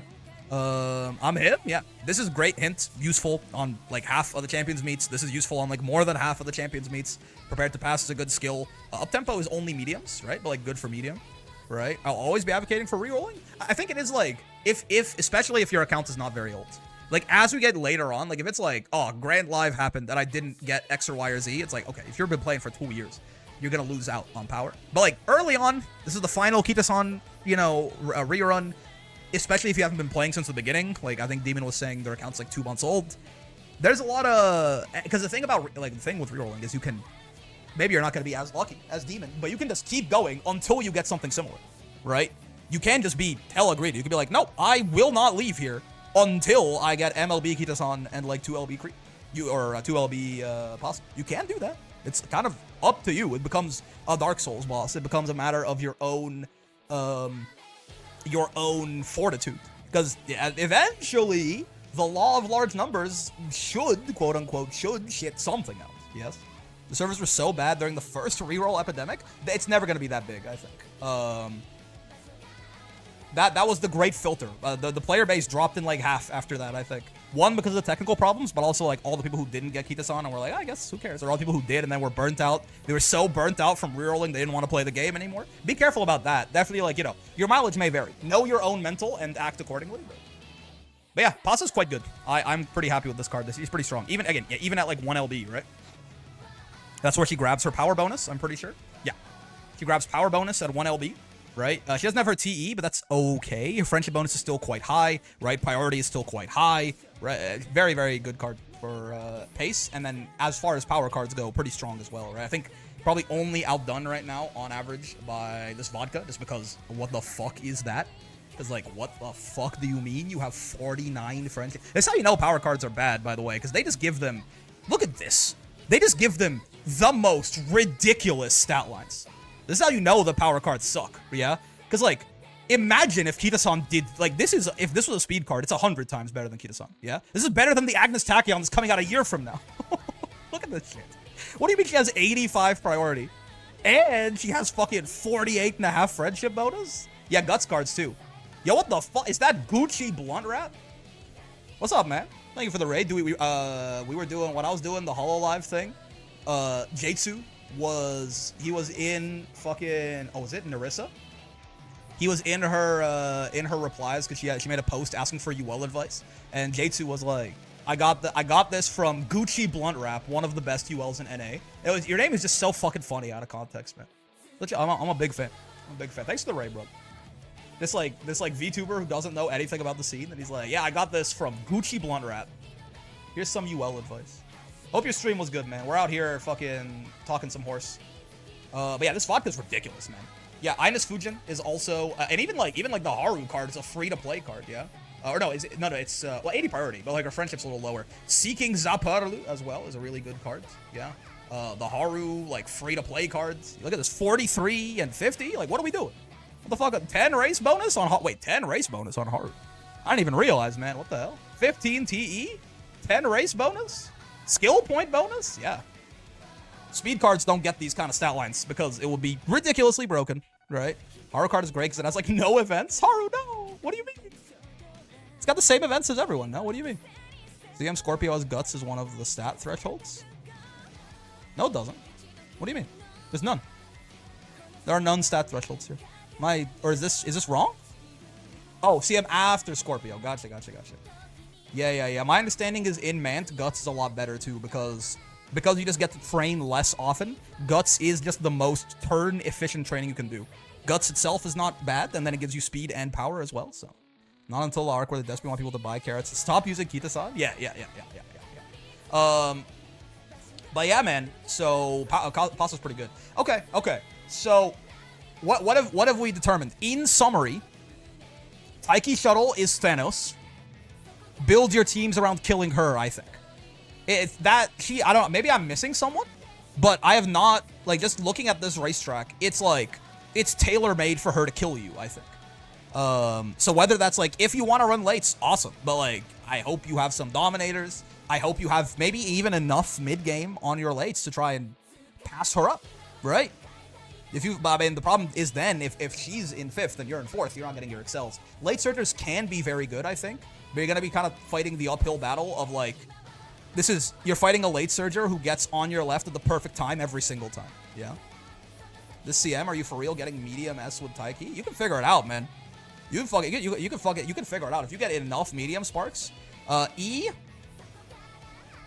is, hold on, 1, 4, 10 gets you to 10 stars medium. Because then you get D for 1, you get C for 4, you get B for A. Oh, 7 gets you to B, 10 will get, yeah, I mean, you can get 10 medium stars easy, man. That's like what you would want. I mean, especially if you're borrowing, which one of the parents, which you absolutely should have been, right? This is like, that's like what you would want on your ace, even if you weren't trying to get, like, medium S is going to be important, yeah? Saru vid covered medium Taiki, yeah. Like, 10 medium stars on your ace is like what you would want, even if they had A to begin with, just to maximize your chances of getting medium S, yeah? So it's not even that bad. And she's Thanos. You know how I feel about most Duma tubers, but I posted the Moo Cow tier list in Haunts. Let's see. I am curious. Because I don't think this is like I know sometimes people be like, oh, Taiki's really good, but it's hard to build her. 10 medium stars, again, is like, if she has turf, like, you want this. Like, when I run my Ogre, who has medium A by default, I'm going to try and get 10 medium stars on her anyways, because I just want medium S, yeah? Let me see. Yeah, I mean, yeah. Okay, well, I agree on these two. I haven't really thought, Ryan, I can see why. It's going to be Gamba, for sure. That's why he has the Lucky 7 on there. But yeah, obviously, if Ryan hits, if Ryan hits Iron at the perfect time, this is going to beat the Taiki that got Shooting for Victory as well. Yeah. So you can definitely throw her in there. Definitely a more casual player. Complaint, I can't remember the last time I brought less than 10 distance sparks. Yeah. The Inherit? Is this only, wait. Oh, this is for parents. Okay. I see. I was like, I was curious as to why Saiyan was here. I'm like, Saiyan should not be S for Ace, probably. This is for Inherits. I see. Okay. This is not quite what I'm looking for. This, you as S tier, I would imagine it's even there, for Aces, too. You are, I mean, I don't know about S. I could see you being really, really strong as a front, honestly. Just because she just gets better angling, you know? I don't watch, bro. I posted the first thing I saw. Yeah. Saiyan's pretty good as an ace. The big problem with Saiyan generally, right, is that, again, if she pops rods, she's God.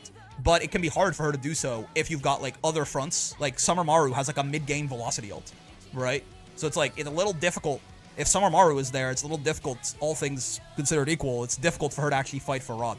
That's kind of the balance here. This is usually the balance on these things, right? Angling and Scheming is, the best acceleration in the game. That's why the horse that has it as their ult, which is, 3 times as good as when you inherit it, they made her bad at getting it, right? Because if Saiyan Sky could consistently get Angling and Scheming, she would just be, the best horse in the game, right? For everything besides longs, right? Yeah, essentially, right? Ryan's is just inherently super Gamba. No one is consistent at getting it, right? It's best on her, but, no one is consistently getting it, yeah? Even Taiki, the thing with Taiki is they're okay, but it really doesn't work on longer tracks, right? Is what we did. What they did with Taiki is they're because her ult is not that hard to get, and she can consistently get it, yeah? But they're okay, we made it so it really only works on miles and lower, right? Or 2,000 is basically a mile. I posted the S tiers and Haunts. I am curious to see. What the fuck? Hold up. I don't think Taiki is, he says gate kept here it's difficult. I really don't, I don't understand where, I don't think it's difficult to get 10 medium stars on anyone, right? She does come with Escape Artist, so that's 1 gold mid-game. That's fair. Wait, it's not, yeah, that's not the one that activates on long, right? Oh god, Christmas Ogre is gonna be out. Oh, Jesus Christ. When? Wait, is she? Oh, I didn't even fucking realize. Oh no. 12-hour window, though? Is it, right before she might be out? Oh, okay. I was like, oh? Dober? Wait, how does I forget how Dober's ult works again.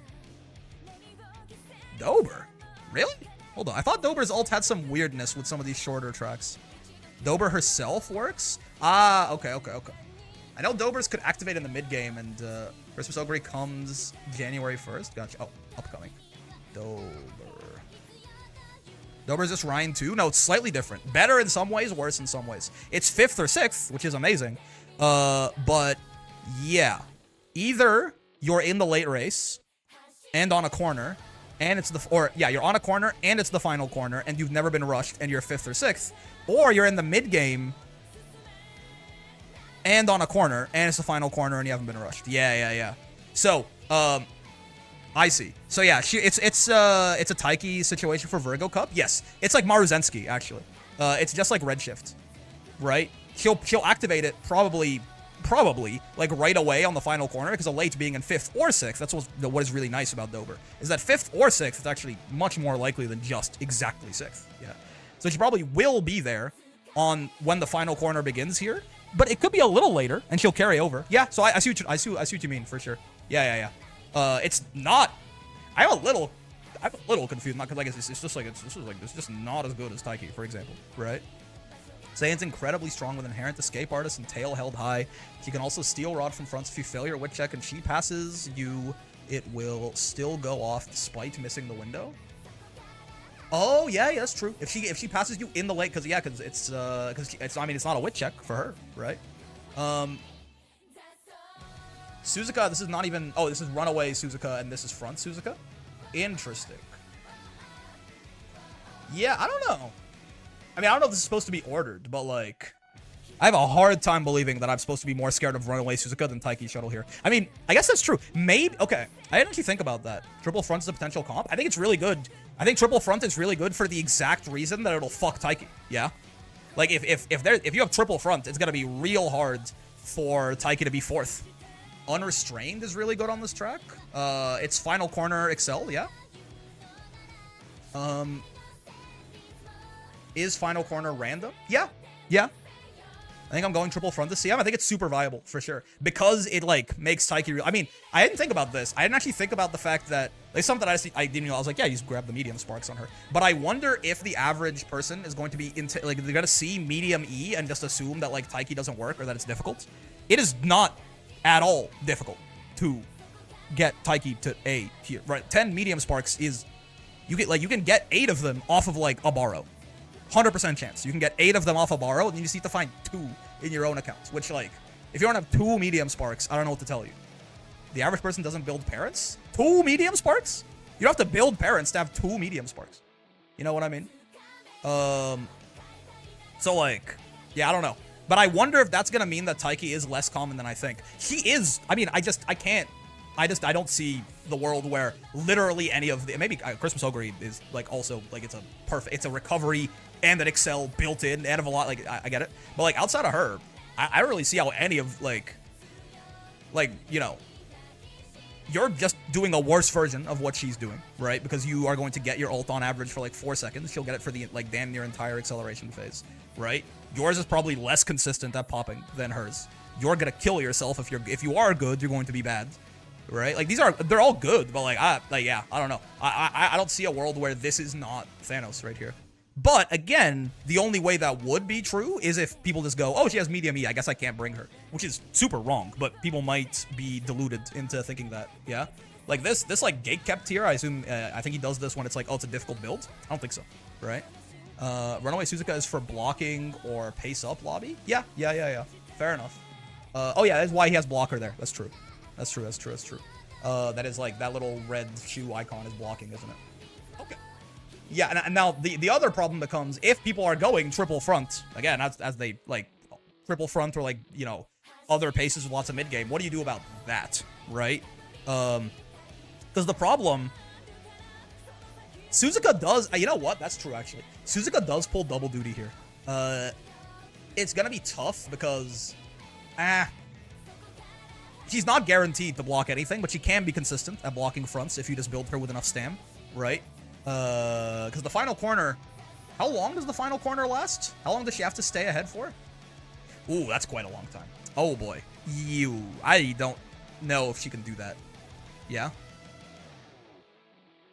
I guess she can try to pop if she pops angling herself. But she's not gonna be able to stay ahead for this long, right? If you're building her as a blocker, you might as well build her like that's a long time, man. That's from the late race to the end of the fight. Yeah, it's 170 meters. I don't know that she's staying ahead of like a well-built front for that long. I don't think it's happening. She might just end up being fucking NSM father accidentally. That's not gonna be super common anyway. But like, because I'm like, in theory, bringing a blocking Suzuka would be super cool, right? If she is, I'll have to think about it a little bit more, but if she can work, it's going to be amazing, because not only would she stop a lot of these scarier fronts, but she also is just one person who's guaranteed ahead of Taiki, which means that Taiki is going to be dropped down a position, right? Like, when the late race begins, at least, he's going to be guaranteed ahead of Taiki. So Taiki gets, automatically, she might be, you know, her best might be like 4th now instead of 3rd, right? Yeah. So it's interesting in that, but honestly, if you're gonna do that, you might as well just build fronts. I feel like you might as well just build fronts. They pull the duty of killing Taiki, and if you just build 3 fronts that can all fight for Rod, they're also going to run the same goal of like blocking the other fronts from getting Rod. Yeah, if you have 3 fronts that you have built well to fight for Rod, then odds are, you know, most of the time, I'm not gonna say most of the time you're gonna get it, yeah, but like you will have a significantly higher chance of getting it because you have 3 different people who could compete for it. That's exactly my thought process. Yeah. And like it's just when a really important thing with blocking fronts from angling and scheming is how long the final corner lasts into the late race. This is a long time, man. Suzuka is not. I mean, and to be fair, if they pass her like here or something and then they hit Rod, it's a lot less useful for sure. But like, still is like, I mean, I say it's a lot less useful. Inherited angling and scheming at the very least is only like 4 seconds anyway. No, it's like 4.8 seconds. Yeah, like it's only gonna be like a third of the acceleration time regardless. A little over a third depending. So like if they pass her like halfway through accelerating, right? If they pass her like here, they're gonna get full value out of angling. So I think you could try to build Ace Suzuka for sure. The problem with Ace Suzuka, if someone's running blocker Suzuka, you need 1200 stamp. Yeah. Blocking is really a URA thing. Most well-built fronts will be getting enough width to consistently challenge any blocker. I mean, maybe it can work still, but I think I don't think it's going to be that effective because of how long Suzuka has to stay away, right? Doesn't having more than one front kill the rest that aren't first? Yeah, but the idea is basically that you only need 1 horse to win, right? You only need 1. Like if you come first, if one of your fronts comes first and the other 2 come 8th and 9th, you know, then yeah. But you're right, there is a little bit of anti-synergy there, naturally, yeah? Whereas, like, if you have a front, like, it's more consistent, quote-unquote, in that, like, your front win condition is going to be more consistent, but if you had, like, a front and a pace and a late, and they're all gambling on different things, and they don't get in each other's way, right, there can be this idea of, like, well, even if my front misses Rod, maybe my late hits her excels at the right time, right? Or maybe my Taiki gets shooting for victory on pace, or whatever. The game is really well-balanced, yeah? Like, Taiki is Thanos. The more I think about it, the more I'm like, do I have to build to beat Taiki? Do I have to beat to build Taiki? Because people might not know, right? But in theory, right? Like if we just assume like the actual meta here, if I assume people actually know that Taiki is going to be not hard to build, but like, Taiki is Thanos. But if you bring a lot of fronts, you can kill her. But if you bring a lot of fronts, problems can happen. Yeah. If you're running a front, you already want another front? Yeah, but like, he isn't wrong in that 3 fronts can be a little overkill, right? In that, especially if there are other fronts in the lobby as well, right? It is kind of like, naturally, it's a bit cannibalistic to run all those fronts. But here it serves a double purpose of like, it can, one, you make it less like, because fronts are going to be outside of Taiki. Fronts are going to be very, very strong here, right? So the more fronts you have, the less likely that someone else's front gets Rod. And then also it pulls the double duty of blocking Taiki from getting shooting for victory. Yes. Yeah. It's an interesting strategy, for sure. I don't think I'm going to run any fronts, probably. I mean, there's also the talk of Nice Nature and Wedding Mayano, right, as debuffers. Halloween Creek? Wait, is Halloween Creek a debuffer as well? I actually was not aware. Halloween Super Creek. What does she come with? Murmur. Ooh, okay. Yeah, the fact that there's 3 different. I mean, most people have a nice nature, but like, you know, what was the other one? Was it fuck, Gemini? No. Taurus? No, hold up. So I forget. Taurus? What was the last medium where people were talking about wedding Mayano? Leo. Thank you. Yeah. When it was like, oh, most people probably not gonna have wedding Mayano, and it's still the case that most people probably have neither wedding Mayano nor Super Creek, right?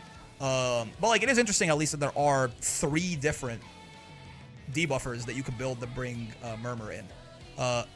Probably, honestly, I will not bring a debuffer. I think Leo in particular actually really sold me on the benefits of just make 3 horses that win. I think on average, make 3 horses that win instead of 2 horses that win and 1 horse that makes other people lose. But it might be a good idea to have one of your aces be more survivalist, right? Probably running Winning Maya, but as pure ace. Yeah. I think de-influence a lot of people on debuffers. I don't think it's bad, right? At the end of the day, because like it is gonna kill people, right? People are not gonna be like super overstammed, probably. It is gonna kill people, right? It is going to be the easiest thing to build as well. Like building 2 aces and a debuffer is significantly easier than building 3 aces, right? There's merit to it, but I do think that if you just build 3 aces and have one of your aces be overstammed just in case, probably debuffers feel gimmicky. I don't know if it's the right word. It's not. It's this game feels a lot like a card game to me. Debuffers are a tech choice. Yes. Because think about it, the less people respect debuffers, the better they get, right? If you're like, I don't give a fuck about nice nature, I'm going to build my Taiki, right? I'm going to build my Taiki with 925 stam and 450 guts and no gold recovery because without getting nice nature, she survives like that, right? That is going to make nice nature better. Like the fact that you're not respecting her makes her better.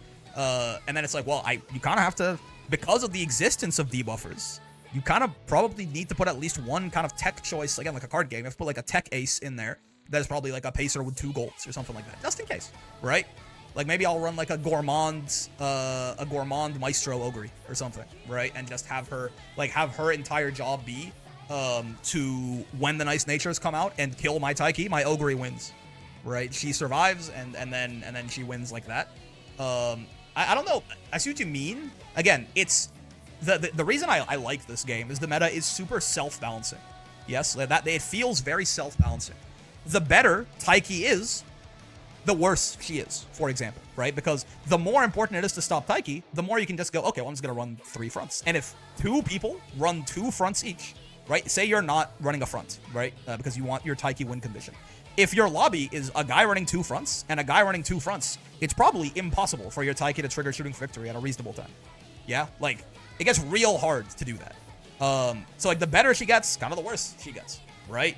The better that, like, a Suzuka ace might be, the worse a Suzuka ace is. Because if there's 2 Suzukas, they're going to kill each other, they're going to explode, right? The better frontrunners are, kind of the worse frontrunners are. Because that means there's going to be more fronts, and then there's going to be more people fighting for Rod, yeah? It's kind of no reason to not build debuffers just in case, unless you don't feel like it. You can build 4 debuffers just in case? No, I disagree. Because, like, I think you should do both. Build 1 ace for debuffers, yes. But building your aces in general to live debuffers, I think I disagree. Because you can make such a stronger horse. If you, like if I was trying to survive 2 murmurs, I would need, like, a gold skill and, like, probably a little bit more stamina. And then it's like, well, I probably have to get rid of some of my mid-race. So probably I might have to get rid of an acceleration skill. I might have to do X or Y or Z, right? So I think it's good to have like 1 that's like a, a just in case, right? Like a really like wit-maxed gold recovery, maybe 2 gold recovery, pacer or something like that.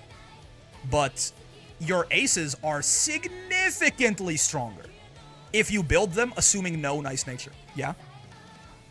Like if I were building to survive a 1 murmur on average, sure, right?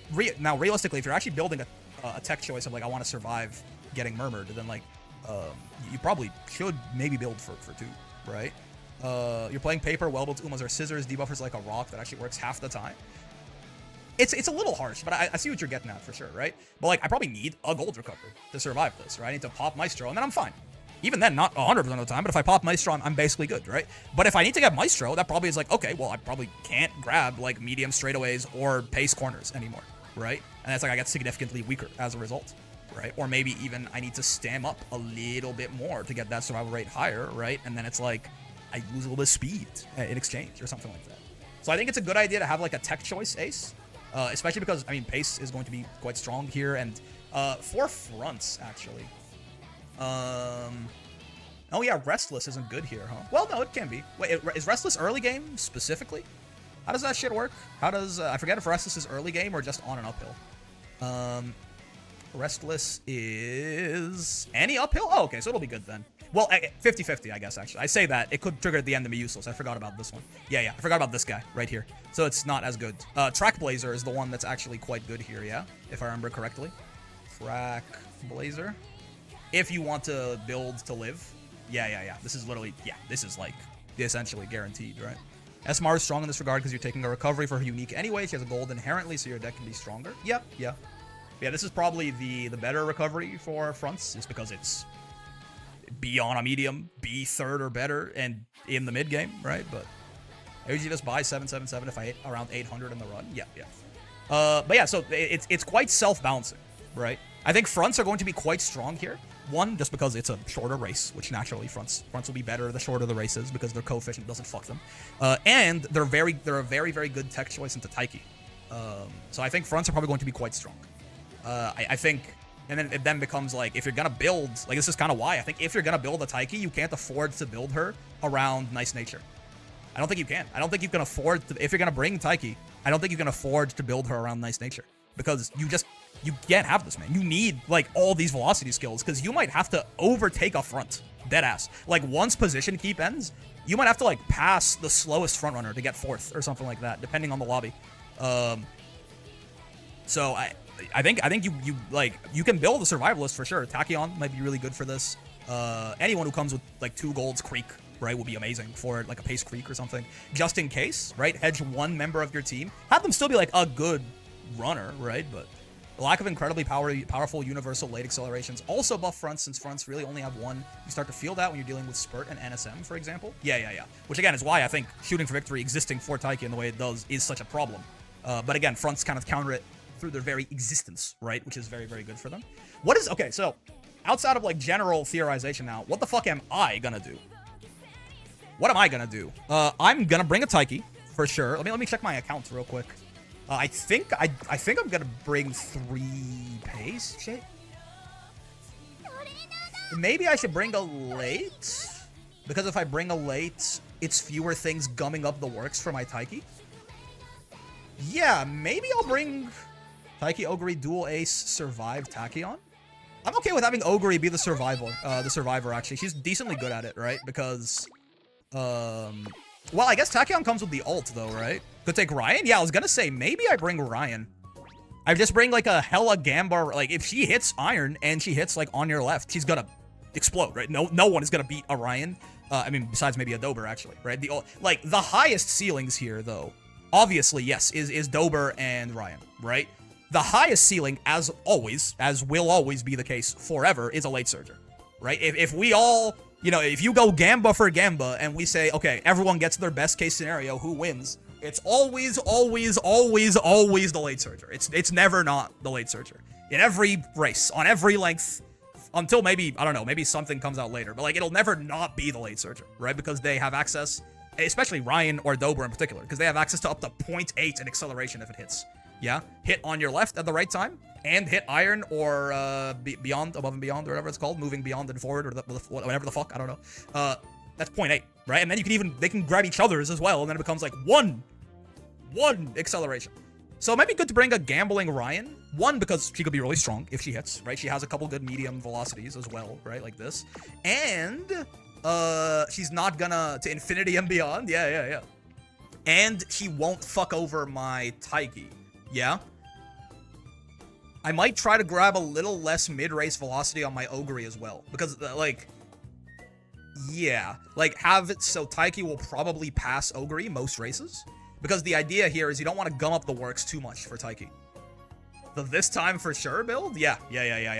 Ogre will be there to survive if, you know, Nice Nature gets lucky, or if I run into like a double, not even double debuff, even like a single debuffer lobby, right? If you run into like a Murmur or someone gets hit with Gaze or something like that, she'll be there to survive. She'll still be strong. I'll still try to like max her speed and things like that.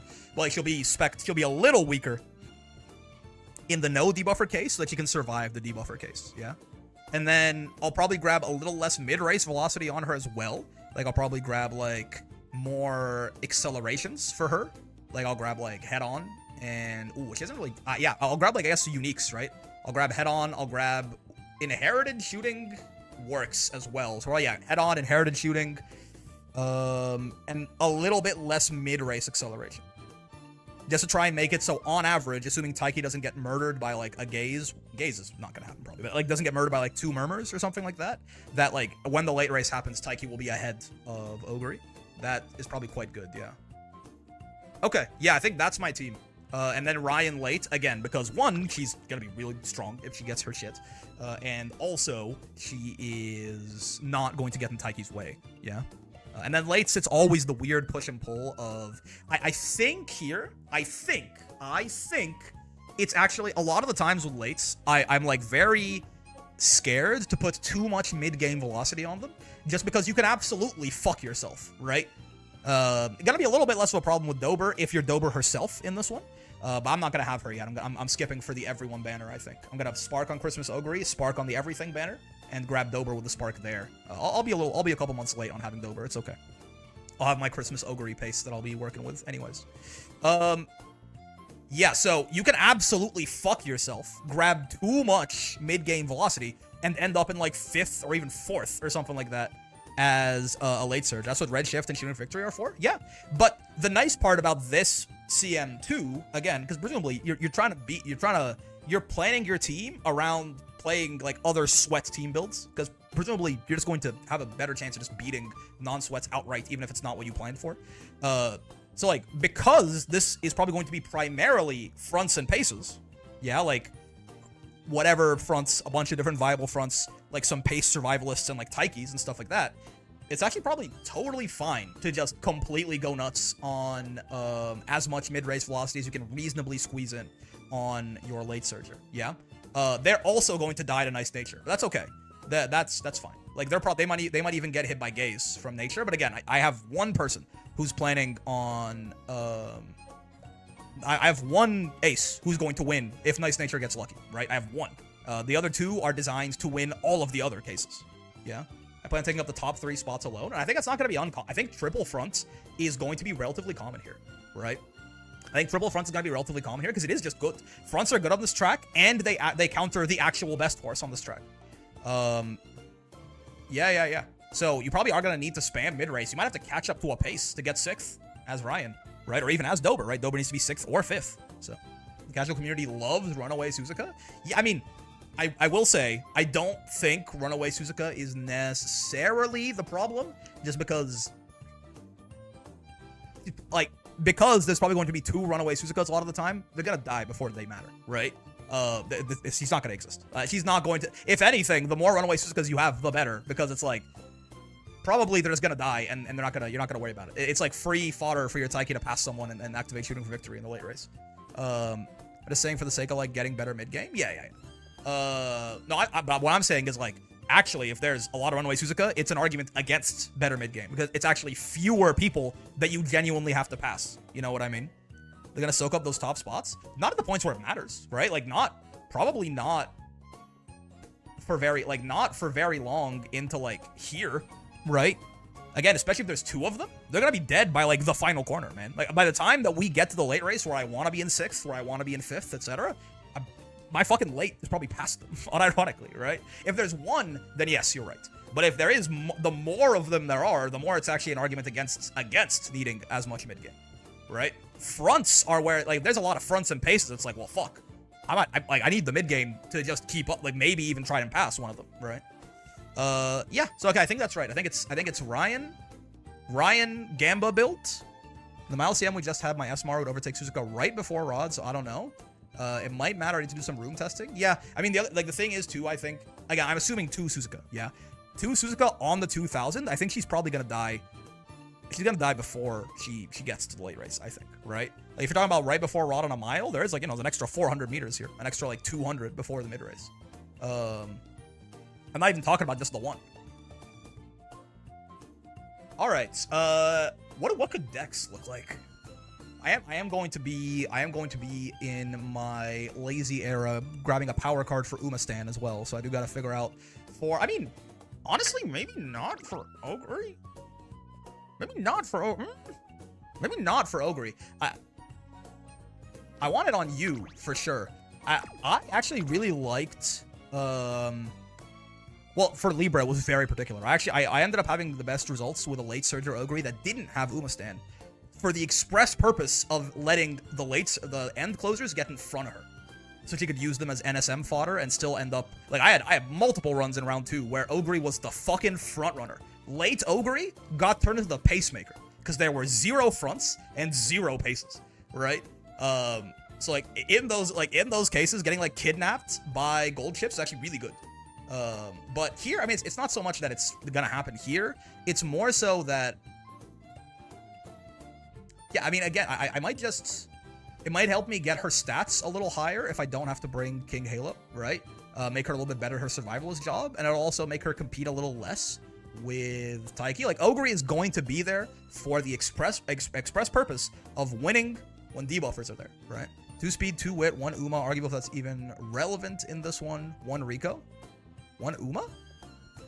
What does 1 Uma mean? Oh, you mean like literally anything? Yeah. 2 speed, 2 wit, anything, and Rico? Yeah. I mean, for Ogre, it'll probably be a stand card. But yeah, if I don't 1 King Halo, 1 Uma stand. Oh, I see what you mean. Yeah. I think it is relevant for sure. I think I'll bring it for Taiki, for example, for sure. Right? It is still good. It is still going to be very nice, especially because there are probably going to be so many paces, like paces and fronts. It's gonna be like, it's gonna pop relatively, and like if it's not paces and fronts, it's lights. Yeah. So I think it's gonna be quite common to pop Umastan as well, and it's still 6 seconds of potential pace down turn off. The one problem with Umastan actually is the better Runaway Suzuka is, and the better frontrunners are, the worse Umastan gets, because Runaway Suzuka or like a crazy front, right, that gets really that really gets off to a good start, can make it a little difficult to actually, by the time 5 seconds rolls around, what can end up happening is they're so far ahead of you that you're already not in pace down, and then Umastan just kind of becomes 0.15 for 6 seconds, which is not why you bring it normally, right? It's not super common with fronts, but with Suzuka it'll happen a lot of the time, right? Because she just gets so far ahead so quickly. But do you win last CM? Nope. I got to Group A finals, and then all 3 of my aces, despite having high wit on all of them shat their pants. Gold chip missed to her gold recovery. She needed to hit 2 to survive, is the way I built her, right? And she had 670 wit or something because of the great mood, yeah? But she missed that, and she missed NSM. Right? Ogre missed Lion Weight, and again, she had like 650 wit, right? Because of the great mood. And she missed Curvature, which is like her 1 mid-race velocity skill, which without it, she's like in 9th. She falls behind everyone. And Maya has lower wits, to be fair, but she hit her Maestro, and then she missed her NSM and her Spurt, despite being in like perfect position for both of them. And I got 6th, 7th, 8th. I actually didn't look. I don't know who the poor shit was who got 9th. I don't know how I don't know how I beat anyone with that, but it happens. Brick. I'm so mad. Me too. Literally missed everything. It happens, right? Long CMs are, every individual race in the long CM is inherently super RNG jacked, unless you can just whale, right? Unless you can afford to have 1150 stamina and really good speed and power and wit and 2 golds. Amazing. Awesome. Congratulations. You are insulated from RNG, but I don't have 6 MLB SRs. It does, but that CM was the most important one for penis measuring, was it? It's like finals performance especially is a complete crapshoot, I think. It's the one required for the Triple Crown, and they haven't reran it. I see. Yeah, that makes sense. I think about it like that. But yeah, I got absolutely jacked up, unfortunately. But yeah, I might not run Umastan on you. For Taiki, it probably is 2 speed, 2 wit, 1 Rico, and the King Halo power card is probably exactly the deck that I'm gonna run for you. For you, honestly, it might be my brother in Christ. Oh no, I'm gonna bring Creek. Huh? I was gonna say it might be like 2 speed, 3 wit Rico, but I think it'll be 2 speed, 2 wit freaking Rico is gonna be the difference basically. Because I want Maestro and Gourmand on you. Yeah, that's probably fine. And then we aim for. I am not sure actually. What happens if I get hit? I want her, because her entire goal is going to be to survive debuffers. I do want to actually build her to survive in pretty wild. It doesn't actually matter if it's nature, but I just want to have her here for, you know, just the experience, right? Ignore everything else that she does. Let's just assume. I am curious. Let's assume you get hit by 3 murmurs. This is unrealistic, right? But I just want to see if it's realistic to build something to survive this. Make sure she doesn't die and it's fine, right? And let's grab Ogre Gap. This is like getting hit by 2 murmurs and a gaze or something like that. Or like, again, right? Yeah, a murmur and 2 gazes, whatever. This is as bad as it could possibly get. This is gonna happen to you once in a CM or something like that. But I am just curious as to what that might look like. So let's just say, right? Let's say she's got, at first, let's just say she's got these stam requirements, but she's got 2 golds. The same exact stam requirement, but she's rocking Maestro and Gourmand. That's the one. I forgot the name of the skill. And let's assume, like, head on or something, and, like, shooting.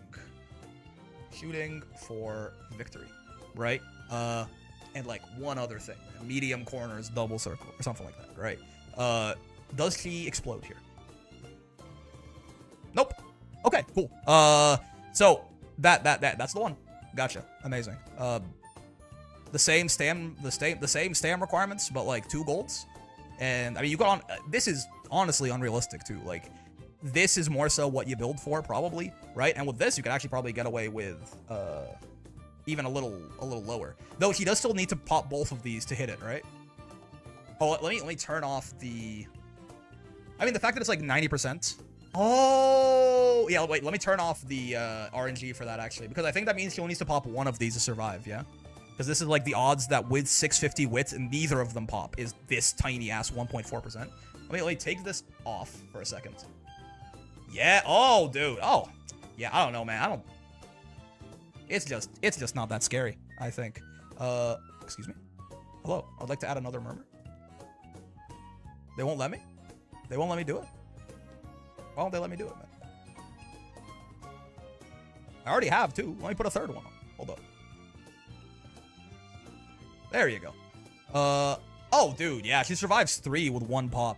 Gotcha. Yeah, okay. You have to unadd them and re-add them? I don't know. It's a strange bug.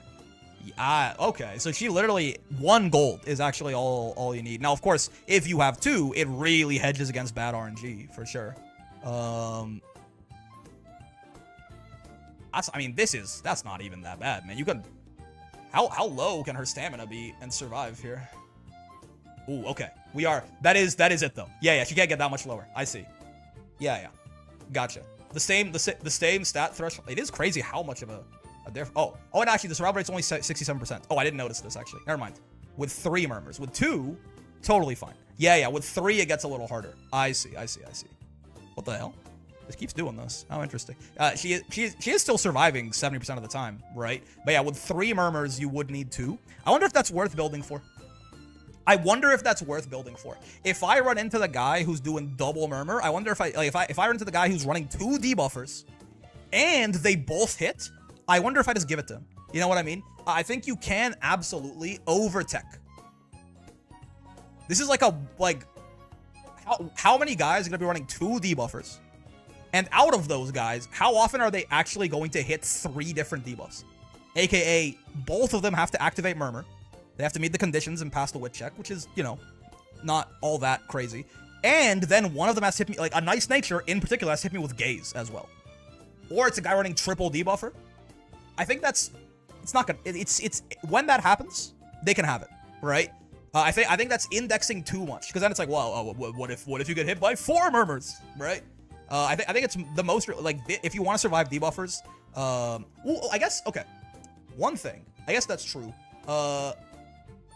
Subdued. Now I will say that, like, probably subdued front is going to be a lot more common than subdued pace. But let's assume you get hit by 2 subdued paces as well, right? That's It's a little less than another murmur, right? But I don't know. This is a little, like, this is not quite 3 murmurs. That's good enough, man. She lives. If she pops the Maestro, she lives. It's fine, right? 9% win rate when you crush basically everyone and lose to a rock, or 50% win rate where you get to gamble your wins but survive hollow red spam. Yeah, no, right? This is enough.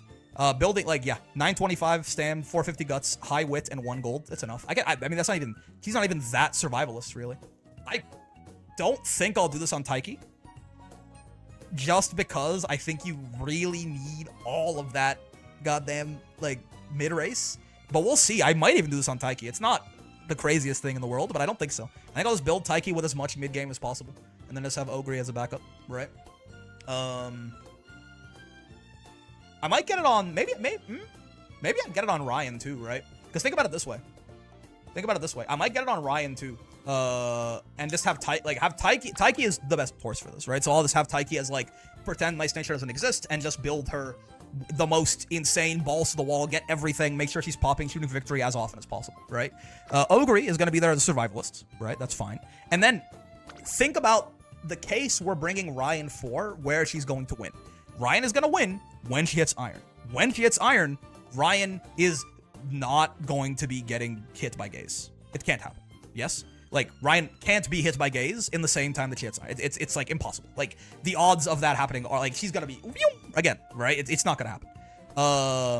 And especially because she has other excels as well. And if any one of them, like, if one of her, like, 3 excels pops alongside the run that she gets iron, it's like, there's no way. And gaze is a little worse now too because of the way that they fan out at the final corner, and because late surger savvy makes the late surger savvy makes your cone longer but narrower, and the width actually kind of matters now because people are going to be, like, in that flying V formation, right? So Ryan needs to hit iron and be on, like, a not too far on the outside or inside compared to the nature, right? And he then needs to actually be in range of gaze. It's, like, not gonna, again, it's the kind of thing you don't need to plan around. It's like, if you plan around it, you're planning around everything at that point. Yeah. He also comes with rainy days. I don't even fucking know. Oh my god, she comes with, oh, she's awesome. Oh, she's awesome. I didn't even know she comes with rainy days. That's great. It's an extra 40 guts if you want it, 60 even, depending on how many skill points you can spare. Guts is nice here, man. Not just for the stam requirement, but also this long-ass final stretch. Yeah. So I might grab Maestro on her as well. I might grab Maestro on, she has an event for wet conditions. Yeah, that's true. Let's blow that rain off the track. I remember this one because I did a lot of Ryan runs when I was making parents a while ago. I might grab Maestro on her and Ogre, and then just have Taiki be the nuts, right? And have both her and Ogre capable of surviving debuffers. Yeah. Big sounds right to me. So what do the decks look like? Hold up. Let's actually and then I'm probably going to call it somewhat early just because I want to eat a pizza and I don't feel like doing a Uma Musume run right now. But, you know, I hope this was still fun for you. Short stream, first stream back. I'm still getting back into the swing of things, but we'll be back. We'll be back on Saturday. We'll be back on Sunday. Yeah, it's fine. But it might take me like 30 minutes to figure out decks anyway, so I don't care about legacies. These are Libra Cup legacies. Don't worry about it. So for Taiki, right? We need Umastan, right? And I don't really care to have the RNG of the parent there, so I'll bring King Halo. We do want to hit. I mean, we do need 925 stamina, 450 guts, if no gold recovery. We do just want that anyway, right? I don't know that I can hit this with just Rico. If I'm not caring about power, I'm doing some power clicks off of King Halo, and I'm bringing Rico. Honestly, Halo plus Rico might do it. If I don't bring another stamina card, what would it look? This is this almost exactly. This is you could burst 1 time into guts. Yeah. We might not. You really, because with a power card as like a surrogate, like bad stam card and Rico and some stam spark, maybe I'll inherit stam for her. I'm not sure. I was able to consistently get like around 1,000 stamina on a 20% stam card with stam sparks and just Rico, right? Or no, it was just Creek actually. It was probably a little better on average in terms of stam output. That was gold chip for the last cup. I'm not certain. A lot of stam sparks? Yeah, we can grab a lot of stam sparks for Taiki. I'm actually gonna have different parents for all of them. I definitely don't want the stam sparks on Ogre and Ryan, I think, because for Ogre and Ryan, like this exact deck actually is going to be what I'm gonna bring for Ogre probably, and then maybe. Ooh, I mean, there's not a lot. It's not enough wit here. I'm a little missing the wit here. Maybe I could just borrow an MLB Find Mo, I guess, but I'm missing my wit a little bit. I do want a little bit more wit. I do have someone who had MLB Find Mo in here somewhere. There you go. Yeah, so like, I mean, exactly this. Oh, no. For Ogre, I'm actually not grabbing Umastan. I forgot. Yeah. I'm not grabbing Umastan for Ogre. Also, Tachyon or Sunday? Yes. For Ogre, it might actually... Okay. You come with all the medium... Yeah, that's nice. You are a better wit card, though. Outside of your hits, right? Like, I like you better. What the fuck? There you go. But I mean, Tailhold High is nice. Ramp Up's nice. Yeah, I might bring you instead, honestly. You both have the 10 race bonus as well. Hold up. Tachyon versus... I'm probably not going to bring Umastan on Ogre, so I can free up the deck a little bit. Yeah. Higher mood effect, same wit bonus. You have some TE, I don't care. Higher initial wit is better. 10 race bonus on both of you.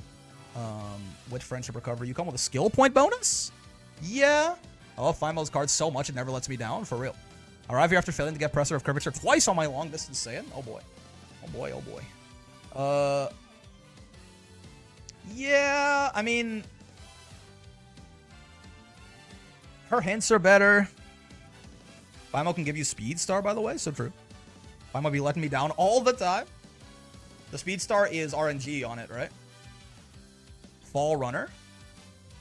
She does come with Fall Runner, does Fimo, yeah. Is Speed Star RNG? Is it one of those ones where, like, the higher wits you have, the higher, like, you want her event chain to end late? Yeah. It's left-handed, though. Yeah. Allegedly. Hold up. Yeah, okay. So this is one of those ones where, again, the higher wits you have when this pops, the better chance you'll get. This is like the anti-Agamasen tech, right? Is like you're more likely to get the 3 hint curvature, the more speed you have off Kitasan, you're more likely to get the gold here. The more wit you have, I believe. Same thing with like the Daiwa Scarlet power card. Or was that the one that could give you Race Planner or the white version? I think so, right? Gap Closer versus Blinding Flash on King Halo, etc., etc. Okay. Yeah, this Daiwa Power, yeah. This is probably the deck for Ogre. I think I like the hints on you a little better, and I like the skill point bonus on you a little better than Marvelous Sunday. This exact thing is probably the deck for Ogre. Maybe, depending on what the runs feel like, maybe I could even get rid of Rico, but I don't think it's realistic. You know what? I'll keep Rico probably because this will let me, if I do this, I don't need to inherit Stam, right? If I do this, I can even inherit fucking Wit or I don't know, Speed. I mean, maybe inherit Speed. Just make it a little bit more consistent at 1200, but I feel like 2 Speed, 2 Wit on Ogre, I'm probably hitting 1200 most of the time anyway, but inherit Speed or Wit, right? Maybe even a little bit of both, who knows? But maybe even some power, but I think no. Oh, she has 10% power growth. She has 10% power growth, so I don't need, like, she'll get high enough power. And power gets real diminishing after like 700-800 here. No, that's not true, actually. No, Power Sparks, yeah. Because Ogre is not going to have, like, a consistent knockout acceleration like Taiki. Yeah, okay. Power Sparks and this deck for Ogre. Yes. Power Sparks and this deck for Ogre. And then probably for Taiki, I mean, similar to Speed, for sure. Right? Sweep, where are you? There you go. I like 2 Wits as well. We don't need Maestro, so I can bring us... the question with Taiki is, can I Oh, yeah, I have to do this, right? Yeah. So the question is going to become, can I realistically... Because I do want Umastan on her. So it's like, can I hit 925 Stam, 450 Guts with this? And I think if we're bringing Stam Sparks and we, like, burst a little bit more, right? I think we can. I think this is probably the Taiki deck, and I think it is super viable. Literally as many Stam Sparks I can fit, like 15 Stam Sparks, and also, I mean, Taiki has wit and speed growth, right? So we shouldn't be as scared trying to max out her speed or, you know, get really high wit on her. It shouldn't be that hard. And King Halo is gonna contribute a little bit to the stam. Yes, a little bit. She's gonna be like 50, 60 stam over the course of the run or something like that. With all stam sparks and some burst priority on stam and Rico and Halo, I think we should be able to hit it. I think. If not, I'll have to figure this out. I might have to go like one fewer wit card or something like that. Yeah, we'll see. But I would rather not. I mean, with 10% wit growth, maybe Find Mo by herself can do some nuts. And then for Ryan, Ryan wants Maestro. I think I want to grab Maestro on her. The question is, what are Ryan's growths? Are power and stam? Guts? What are Ryan's growths? Wits. Ryan can get Lion Weight. Ooh, that's true. Yeah, that's right. And it's gonna activate like all. Yeah. Ooh, I might rather Lion Weights because I don't want to bring. I'd rather bring Zeno Rob Roy than Creek. What am I talking about? What am I doing? I'm in the wrong place everywhere. I mean, I'm searching the wrong thing in the wrong section. Yeah. I'd probably rather grab. Yeah, just do that. Because she will be positioned towards the back. God knows there's gonna be 7 fronts and 16 paces in every lobby. Yeah, I forgot. Dude, Lion Weight makes late surges much nicer to build. Because I don't think I need to bring Creek, man. She could probably live significant, like even easier than Ogre can, right? Like here, I had Ogre getting hit by 2 Murmurs and Subdued Pace, right? If we swap this with Subdued Late instead, right? And we assume that she's late surging and she's popping a gold recovery. Yeah, 100% survival rate. And she can maybe even get away with slightly less stamina. Like, what if I go to like 900? Because lates, yep. What if I go to like 875? Yep, that's still good enough, right? What if I go to like 850? Yep, right? Like, yeah, I don't need to bring Creek for Ryan at all. What if I go to like 825? Okay, that is still passable, right? But that's kind of past the place that I'm comfortable with. Yeah, sure. That's probably a little. I mean, this is passable for sure, right? If you got her wit higher, like if I really just focused wit and didn't bring Rico, then she probably lives a little bit more often. Yeah, right. Gets a little. So you can get away with so little on a late surge. You can actually get away with 825 stamina and 450 guts, right? So Creek doesn't need to be here at all then for Ryan. Late surger supremacy, right? So we grab Umastan. I do want that on her. Plus with the power growth, Ryan's gonna go kind of nuts, right? We grab Rico. Yeah. What? Oh, I don't care about any of that. We grab Rico. And then, I mean, probably we go 3 speed because she has no speed growth. Well, I'm going to be borrowing. Oh, but her wit gets a little cringe like this. It's not that cringe, but it's a little. I'm going to have to do. So the priority for her is going to be wit bursts, actually, probably. Right? Because here, we're actually going to probably grab Rob Roy for Lion Weight. Also gives us left-handed if we want it, which is very nice, right? You grab left-handed off of her event chain. Could use the Bourbon Wit. The Bourbon Wit for the +1 speed. It's her wit is what I'm more concerned about, right? I want a card that generates a lot of wit. And on that front, if it's going to be the only card in the deck, it probably is Sunday. It's probably a little better at generating wit raw compared to Fine. Ooh, never mind. It's nice nature, right? Yeah. I can problem is I have 0 LB. It's a little ass. She even, I mean, I do want on your left as well, right? I do want on your left as well. Yeah, wit is gonna be, so, okay, gotcha, I understand. For Ryan, it's wit sparks. It's wit sparks and wit's priority on the bursts. Because I do want her to hit, like, at least 600 wit or something like that, right? So it's gonna be wit sparks. I mean, just wit sparks by itself might already do it, honestly. Like, if you have, like, a good amount of, like, wit speed, like a mix of wit and speed sparks for Ryan. Because Nice Nature by herself is not pumping out that much wit, right? Especially at 0 LB, which is what I'm rocking. Yeah, oh, God. Yeah. I still want her for on your left, but we're gonna need to supplement. Like it's gonna be this probably. Where is she? There she is. Right. This is probably the Ryan deck. And then we supplement with Wit Sparks and some bursts. Okay, I gotta fucking, well, we can find parents, actually. That'll be the last thing we do this time for sure. But I gotta, like, write this shit down, because I will forget. Let's see. So, Ogre, the deck's already there, but Ogre is, what do we say for Ogre? Power Sparks? Yeah. Power Sparks. Because the Ogre deck had 2 Wit in it, yeah, so that's not a problem. Yeah, because the Ogre borrow is going to be fine, Mo. Yeah. So Ogre, what? Yeah. I mean, I don't have to bring Creek for Ogre either, now that I say she comes with a recovery. She comes with a recovery. If I can just pump her Wit up higher, it'll make that recovery much more likely to proc, right? But I don't know. I can't hit the stam requirements. But is there a better stamina card that I can bring other than Creek? That might just be a better stam stick. Because I don't need Maestro, actually. And 1 LB Creek is not super good at pumping out stam, right? I mean, are either of these better? Like, if I grab... She might still be better, honestly. But the 0 friendship, right?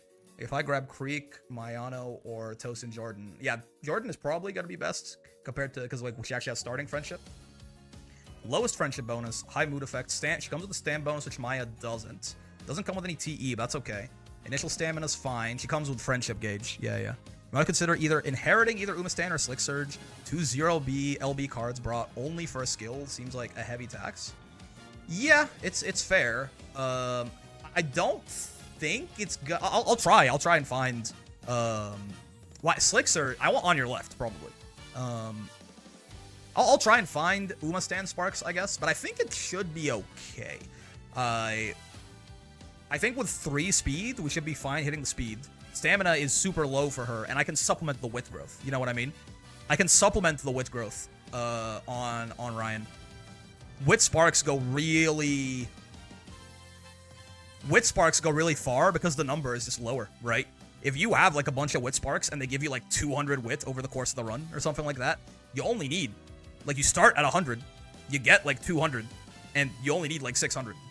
You can go higher for sure, but like I would be quite comfortable at least with 600 or 700 on her. Like Wit Sparks go way further than like Stam or Speed Sparks where you're trying to get to like 1200. Like they make up like a Speed Sparks 1200, Stam Sparks for like Libra where it's like 900, 1000, something like that. The Sparks themselves just make up like a significant portion of the entire width that you need. I'll see if it turns out you're right. I might have to just end up giving up Halo and trying to spark Umastan, but I think I can get away with it if I bring the correct like wit maxing parents for her. Because I don't think otherwise that, you know, just off the benefits of the deck alone, I don't think she should struggle too much to hit close to 1200 speed, especially with left-handed coming out of you, right? Hitting about 1200 speed and like the stam requirement of like 800 with just Rico here, I think, and Umastan, you know, the power card helping a little bit too, I think should be fine. So, like, yes, it's worse, but I think it is kind of... I mean, dude, would I love to have, like, an MLB Nice Nature? Absolutely. But I think I'll hit my thresholds just fine. Yeah, probably Tosin, right? Well, Jordan. Probably Tosin Jordan. What are your hints, though? Oh, baby! I mean, this isn't that useful, but this is... Oh, my God. Okay. Yeah, no, it's Tosin Jordan. Medium corners, medium straightaways, position pilfer is late Surger, right? Yep. Oh yeah. Okay.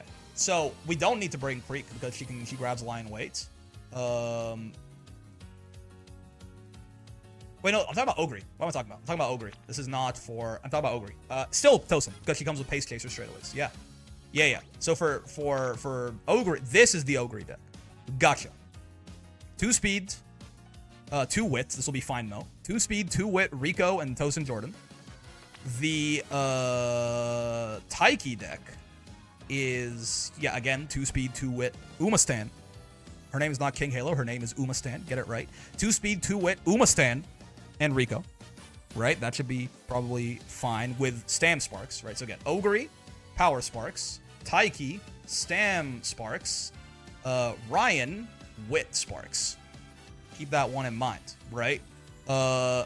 This is right, and it's gonna be fine, Mo. And then this is the Ryan deck, right? Where again, speed should be relatively fine. Just Rico will be enough to get us to around that 8. Like Rico and some prio on bursting, maybe. Honestly, we might not even need it. But like Rico and some prio on stam bursting should get us to around the 800 mark that we need. We grab Lion Weight from you, and you give us a little bit of stam as well, and you actually have high power growth, so like these power clicks are gonna be nice, right? And then we grab maybe a combination of Wit and Stam Sparks, like Wit Sparks, some Stam, maybe, because I think with no Stam Sparks at all, it might be hard to hit like 8 hundo power. But it's a give and take. The more Wit Sparks we have, the more bursts I can put into Stam and power. The fewer Wit Sparks I have, the more bursts I have to put into Wit. You know what I mean? So I think it's a give and take, probably. I think it probably comes out in the wash somewhat. Ryan is going to be the worst to build, I think, just because she is, like, her deck is the worst, yeah? We're making the most concessions on the deck, and we're using the borrow slot for, like, a relatively weaker card. Zena Rob Roy, he's a good speed card, right? But, like, using Fine Mo and Fine Mo here is going to cover Wit way better than you cover speed. Though, I mean, again, left-handed, if we assume that, okay, I actually only need to get, like, 1100 speed, and then I can left-handed my way up to 1160, and with Distance S, we're basically there, then I guess she is covering it pretty well, right? And she does give you left-handed pretty consistently. Yeah. Okay, cool. Parents, let's actually try and find some here. And then that'll be it. I'll be all from me. I don't care what your support is. Let's find this Ogre parent. This Ogre parent should be the... Whoa. Actually, I was going to say, maybe the Taiki parent's going to be the easiest one to find. Let's just... Again, you start greedy. Turf S is nice for Ogre. I don't really care about it for Taiki very much at all, I think. But again, for the more you're relying... Ogre is going to be the most reliant on her power. Her Excels are going to be the weakest out of Ryan and Taiki. Ryan and Taiki... If Ryan is in the scenario where she's relevant, then she doesn't need... Her power is less... she's hitting an Excel skill, it's 0.4, right? Same thing with Taiki. Ogre probably does actually want some chance to get Turf S, but maybe it's a luxury. Maybe it's a luxury I can't afford. Let's start greedy. Just give me 9 power sparks and long 9. Sure, man. Probably... I mean, honestly, do I care too much about the skills you might give me? She's grabbing Umastan. We on medium? Oh, I'm stupid. Long? I'm dumb is the thing they have to know about me. What is there like a skill that I really care about her being able to grab here? I mean, there's gonna be a lot of corner depth would be nice, right? Corner recovery. Well, actually not corner. Yeah, not corner recovery. Hydrate, right? There's a lot of things that could be nice, but I don't. Left-handed, fall runner, right? All of these, but I don't think I'm necessarily going to. These are the most important things for now. So let's start with that net and see what we get. It exists.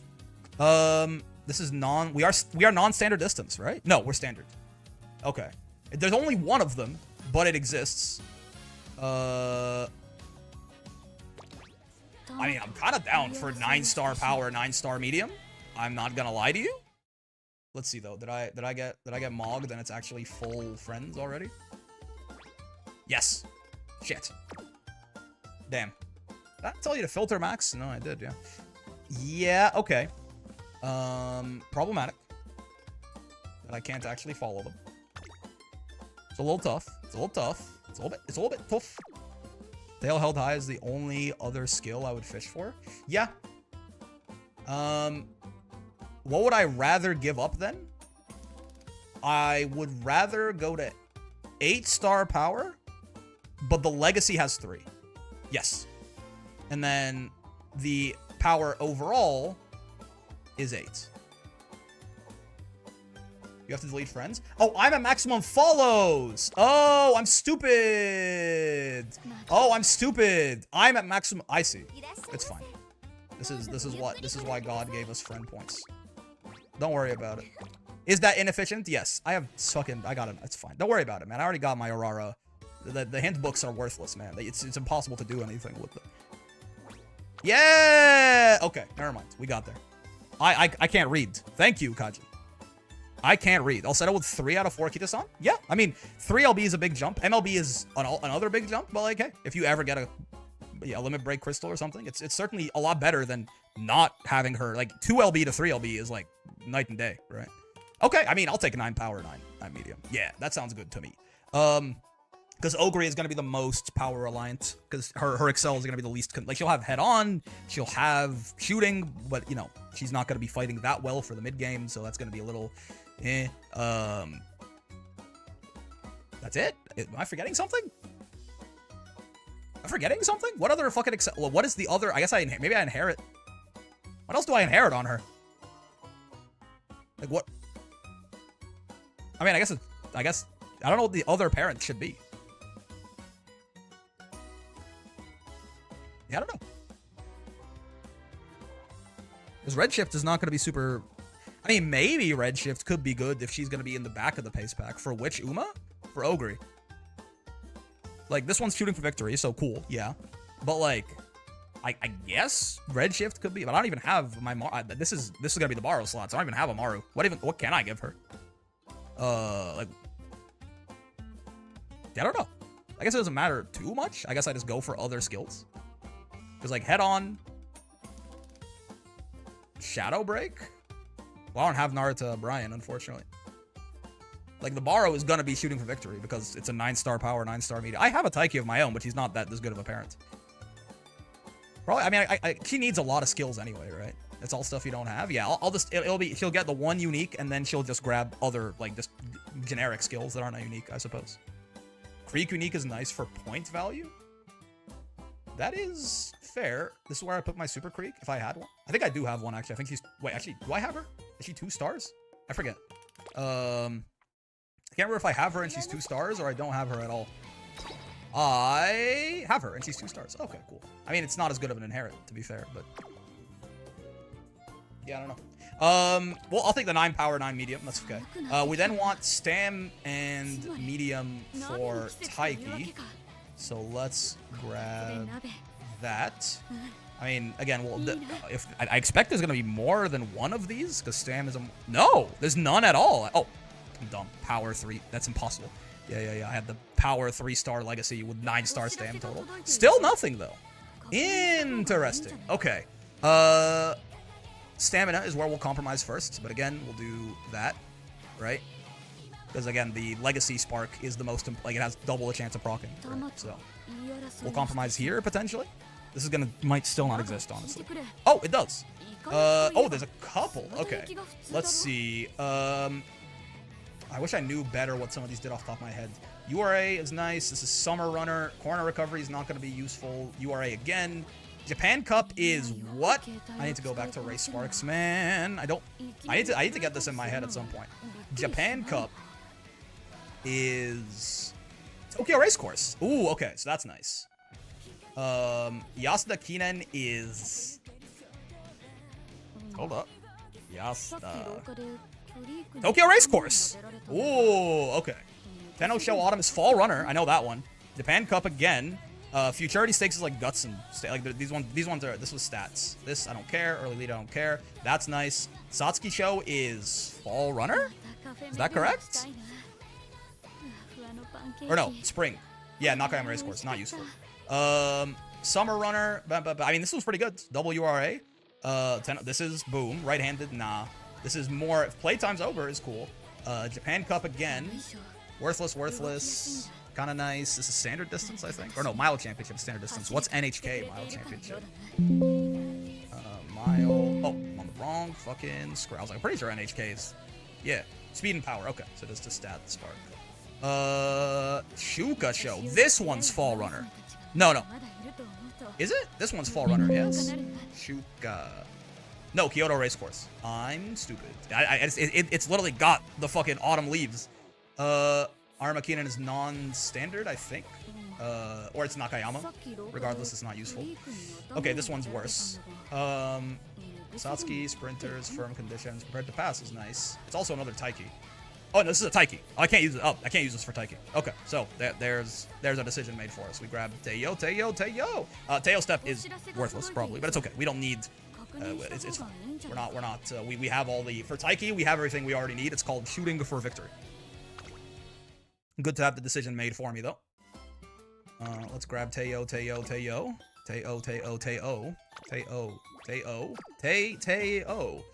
Yeah, I mean, this is, again, Tokyo Race Course, Fall Runner, Tokyo Racecourse. Stats. Useful. Nothing. URA is great. Nothing. Nothing. Nothing. Nothing. Nothing. URA is great. And it's 8-star stamina, 9-star medium. So, not going to see me complaining about that one. That's probably good enough for Taiki right there. Ryan is... I've never actually looked at Wit Spark parents before. I mean... we could start... Again, Turf, I don't really care about or anything like that. We could start Greedy. Again, I don't know that anyone has 9-star Wit parents. Maybe for fronts? I imagine the one problem with this is if I come across this, I bet it's going to be, like, full of front whites. But, oh well.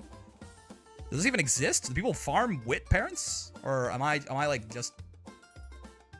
I would assume no, right? If there's no Stam ones? Yeah, okay, okay. We go down again. Total 8, but give me 3 on the Legacy. That's the most important one. No, yeah, okay. This is kind of the problem, right? Is that Wit parents are gonna be a little hard to find. I'll take 8 medium here. I really don't want to. I doubt you find someone that has more than 3 Wit Sparks. All I need is one guy. All I need is one guy, man. You could attempt to make one though.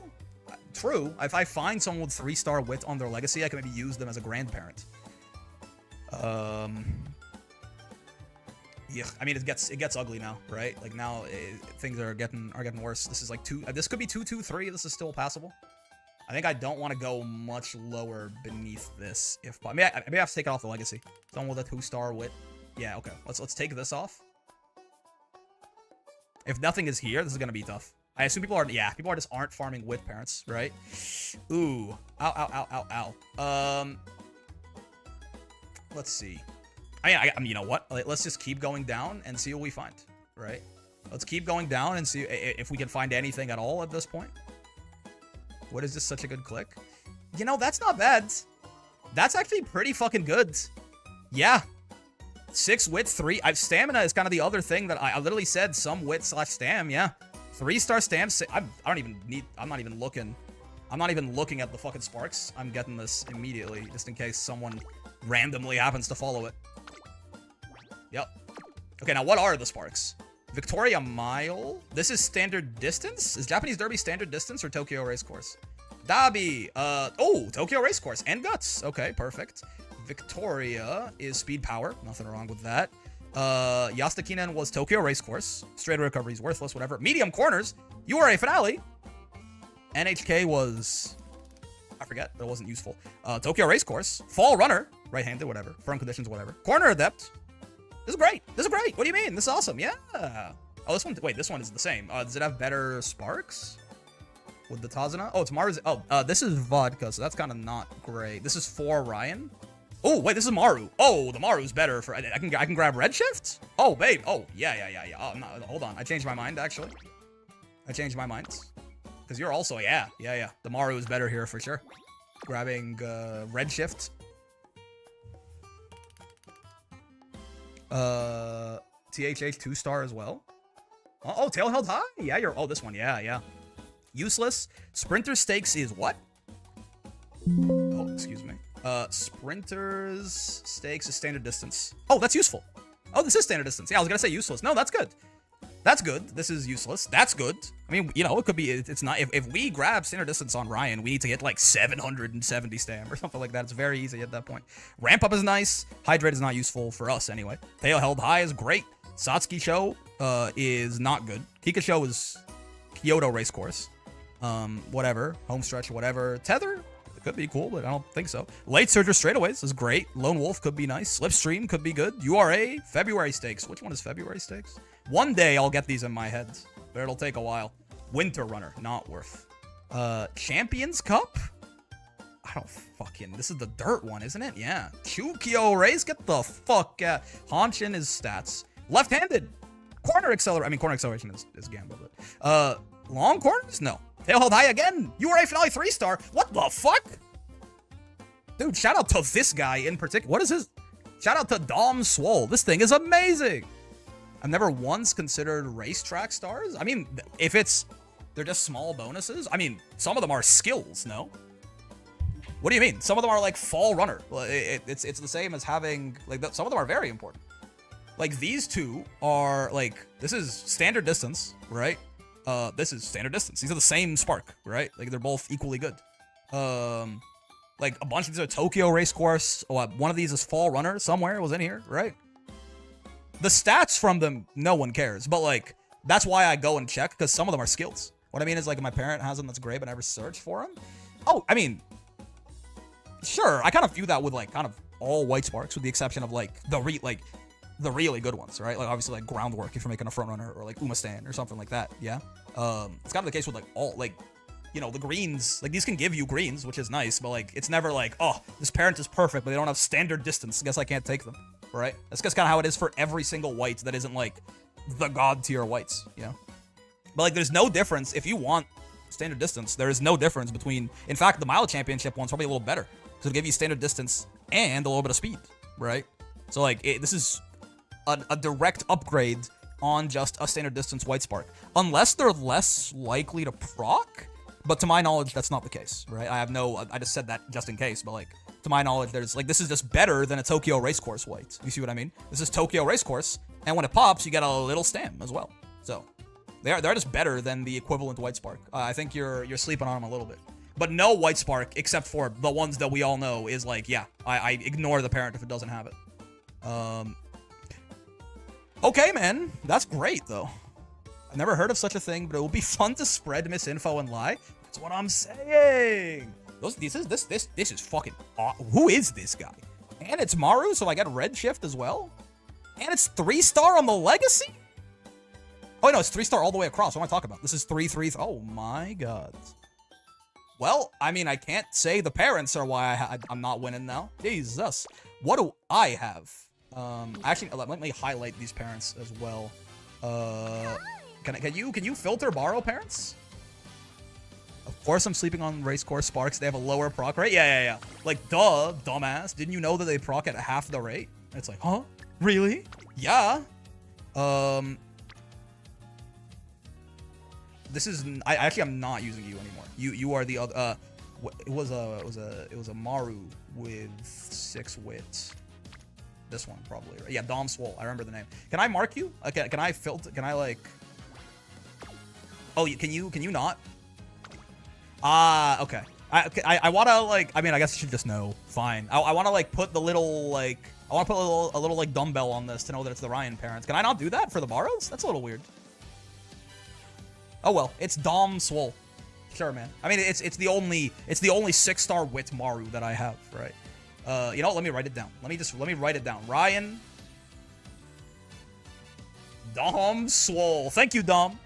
Much appreciated, Dom. Big ups to Dom Swole. I forget the other two. Can I filter by date followed or something? Date acquired. Wait a minute, this isn't right at all. What the fuck? You're the last. Can I filter by date followed? Maybe I shouldn't have bought more follow slots. Maybe I should have just unfollowed some people that I never use anymore. Teo. No, that's not quite right. There's a Teo. It's this one. No, he has no medium sparks. Is this one? Yes. Has? Is that right? Oh, Jesus fuck, I can't remember. This is for Taiki. Is it? Oh, that's fine. I was like, why she only have medium B? But it's because the other parent doesn't have medium sparks. I think this is the one, right? Yeah. Yeah, it's the one with URI finale twice. Yes, yeah. And it's, 8-star stam, 3 on the legacy, 9-star long. Yes, this is the one. Okay. This Teo is the Taiki parent, right? And then Ogre was a Taiki. Yes, let's get off of Taiki so we can actually look at this. Because I remember I was like, oh, it's shooting for victory. That's good. That's covered. Ogre's was a Taiki and it was 9-star powers. Yeah, probably this one. Yeah, I don't think there's another. Yeah. It's the only 9-star power borrow that I have. Cool. Right? This was 9-star power, 9-star medium. Is that correct? Jesus, dude, what a fucking thing. I mean, the white sparks aren't that great, but who gives a fuck? Yeah. Oh, Umastan. I mean, this is not gonna proc, but it's there. I didn't even notice. Umastan! So true. Okay. Ants. The Ogre parent is... Ants. There you go. I'll keep those in mind. And then what? I need to find parents for my own as well on my own side here. So let's get rid of the... This is long, but that's okay. Let me not filter anything by any... Actually, do I have a 3-star power parent? It's an Ogre! What do you mean? Okay.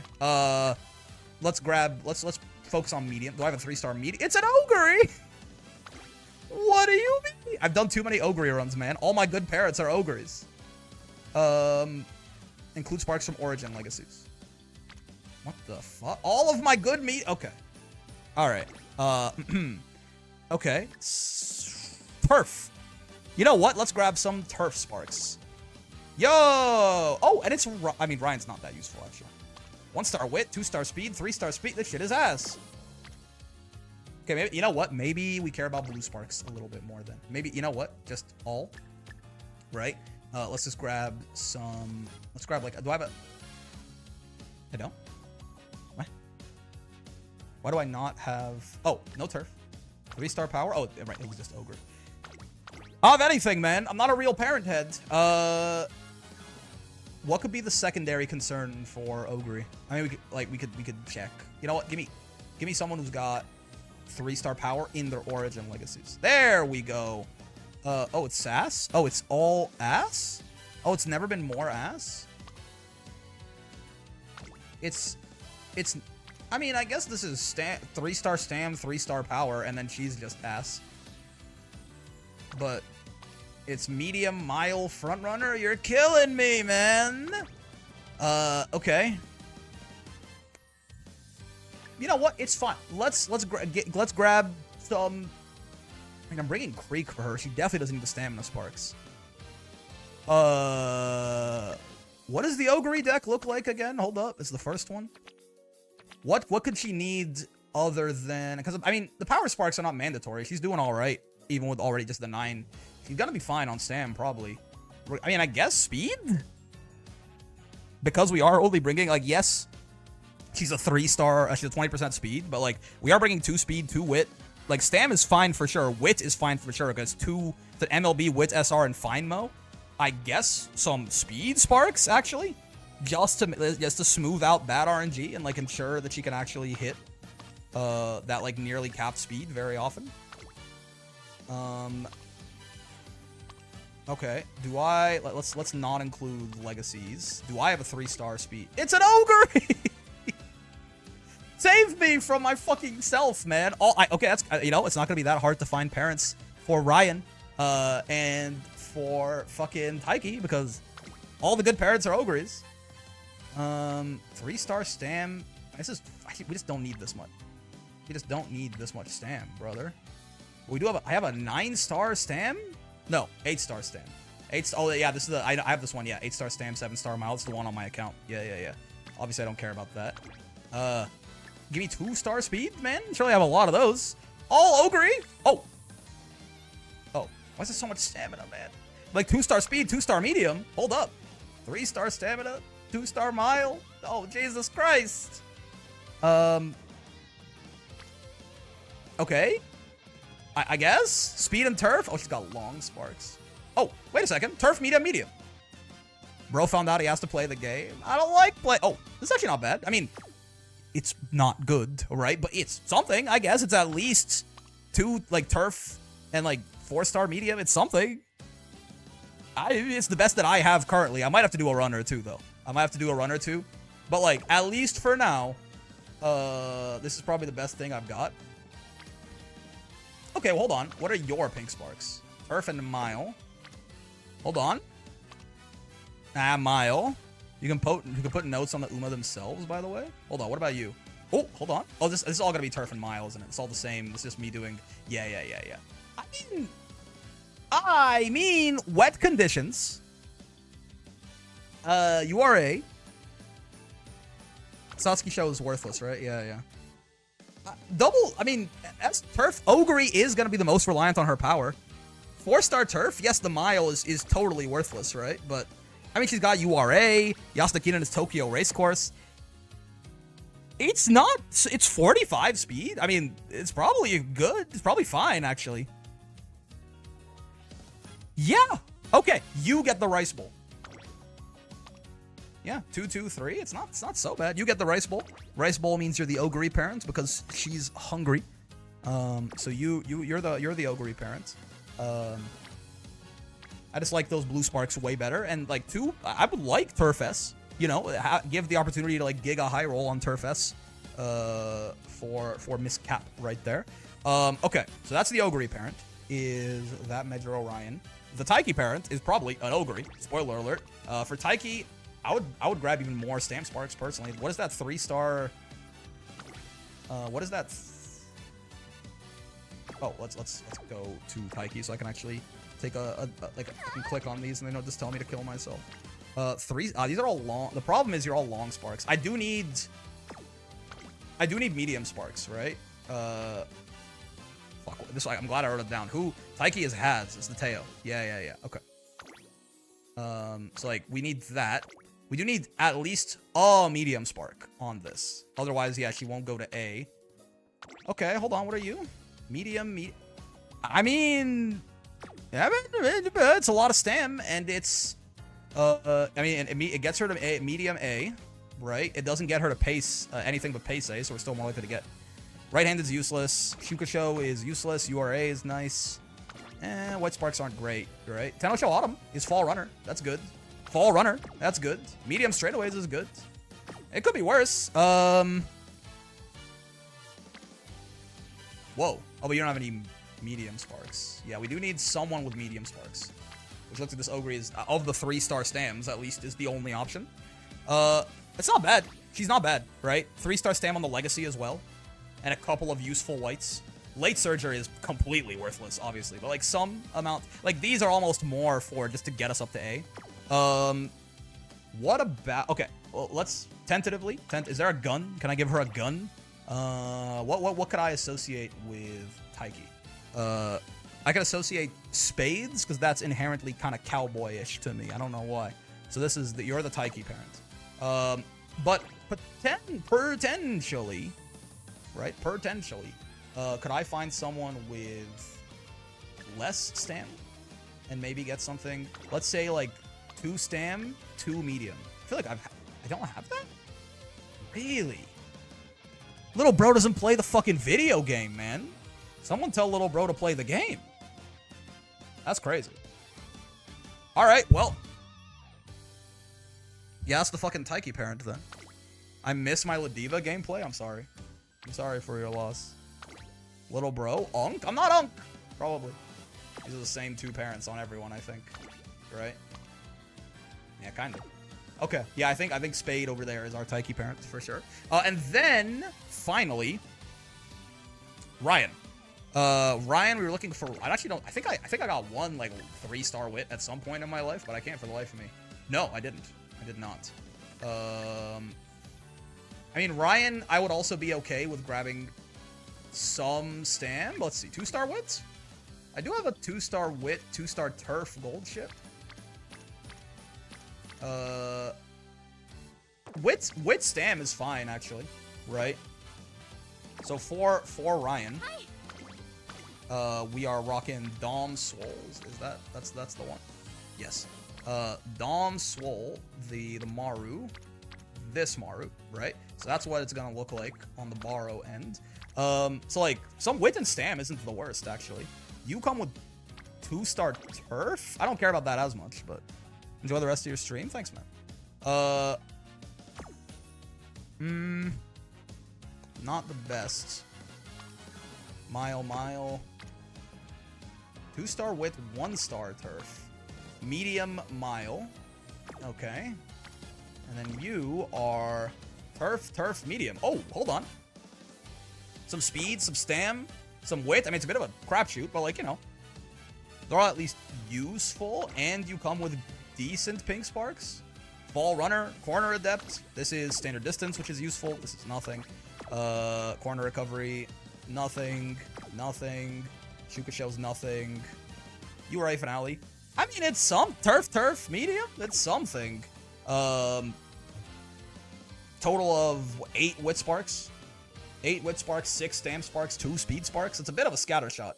Not my first choice, but it could very well come in handy. You never know. Plug up some holes. Yeah, the problem is the pinks. The pinks on the other ones are not super inspiring. Okay, it's something.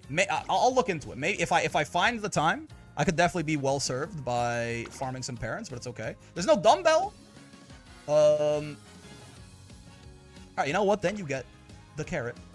No, you get the club, because clubs represent being big and strong, and that means you are the Ryan parent. Perfect. Okay, man. Okay, it's actually just that easy. It turns out the stream wasn't that much. It was only like 30 minutes shorter than normal because it took me so fucking long to go. Parents is a lot more thinking than you'd think, huh?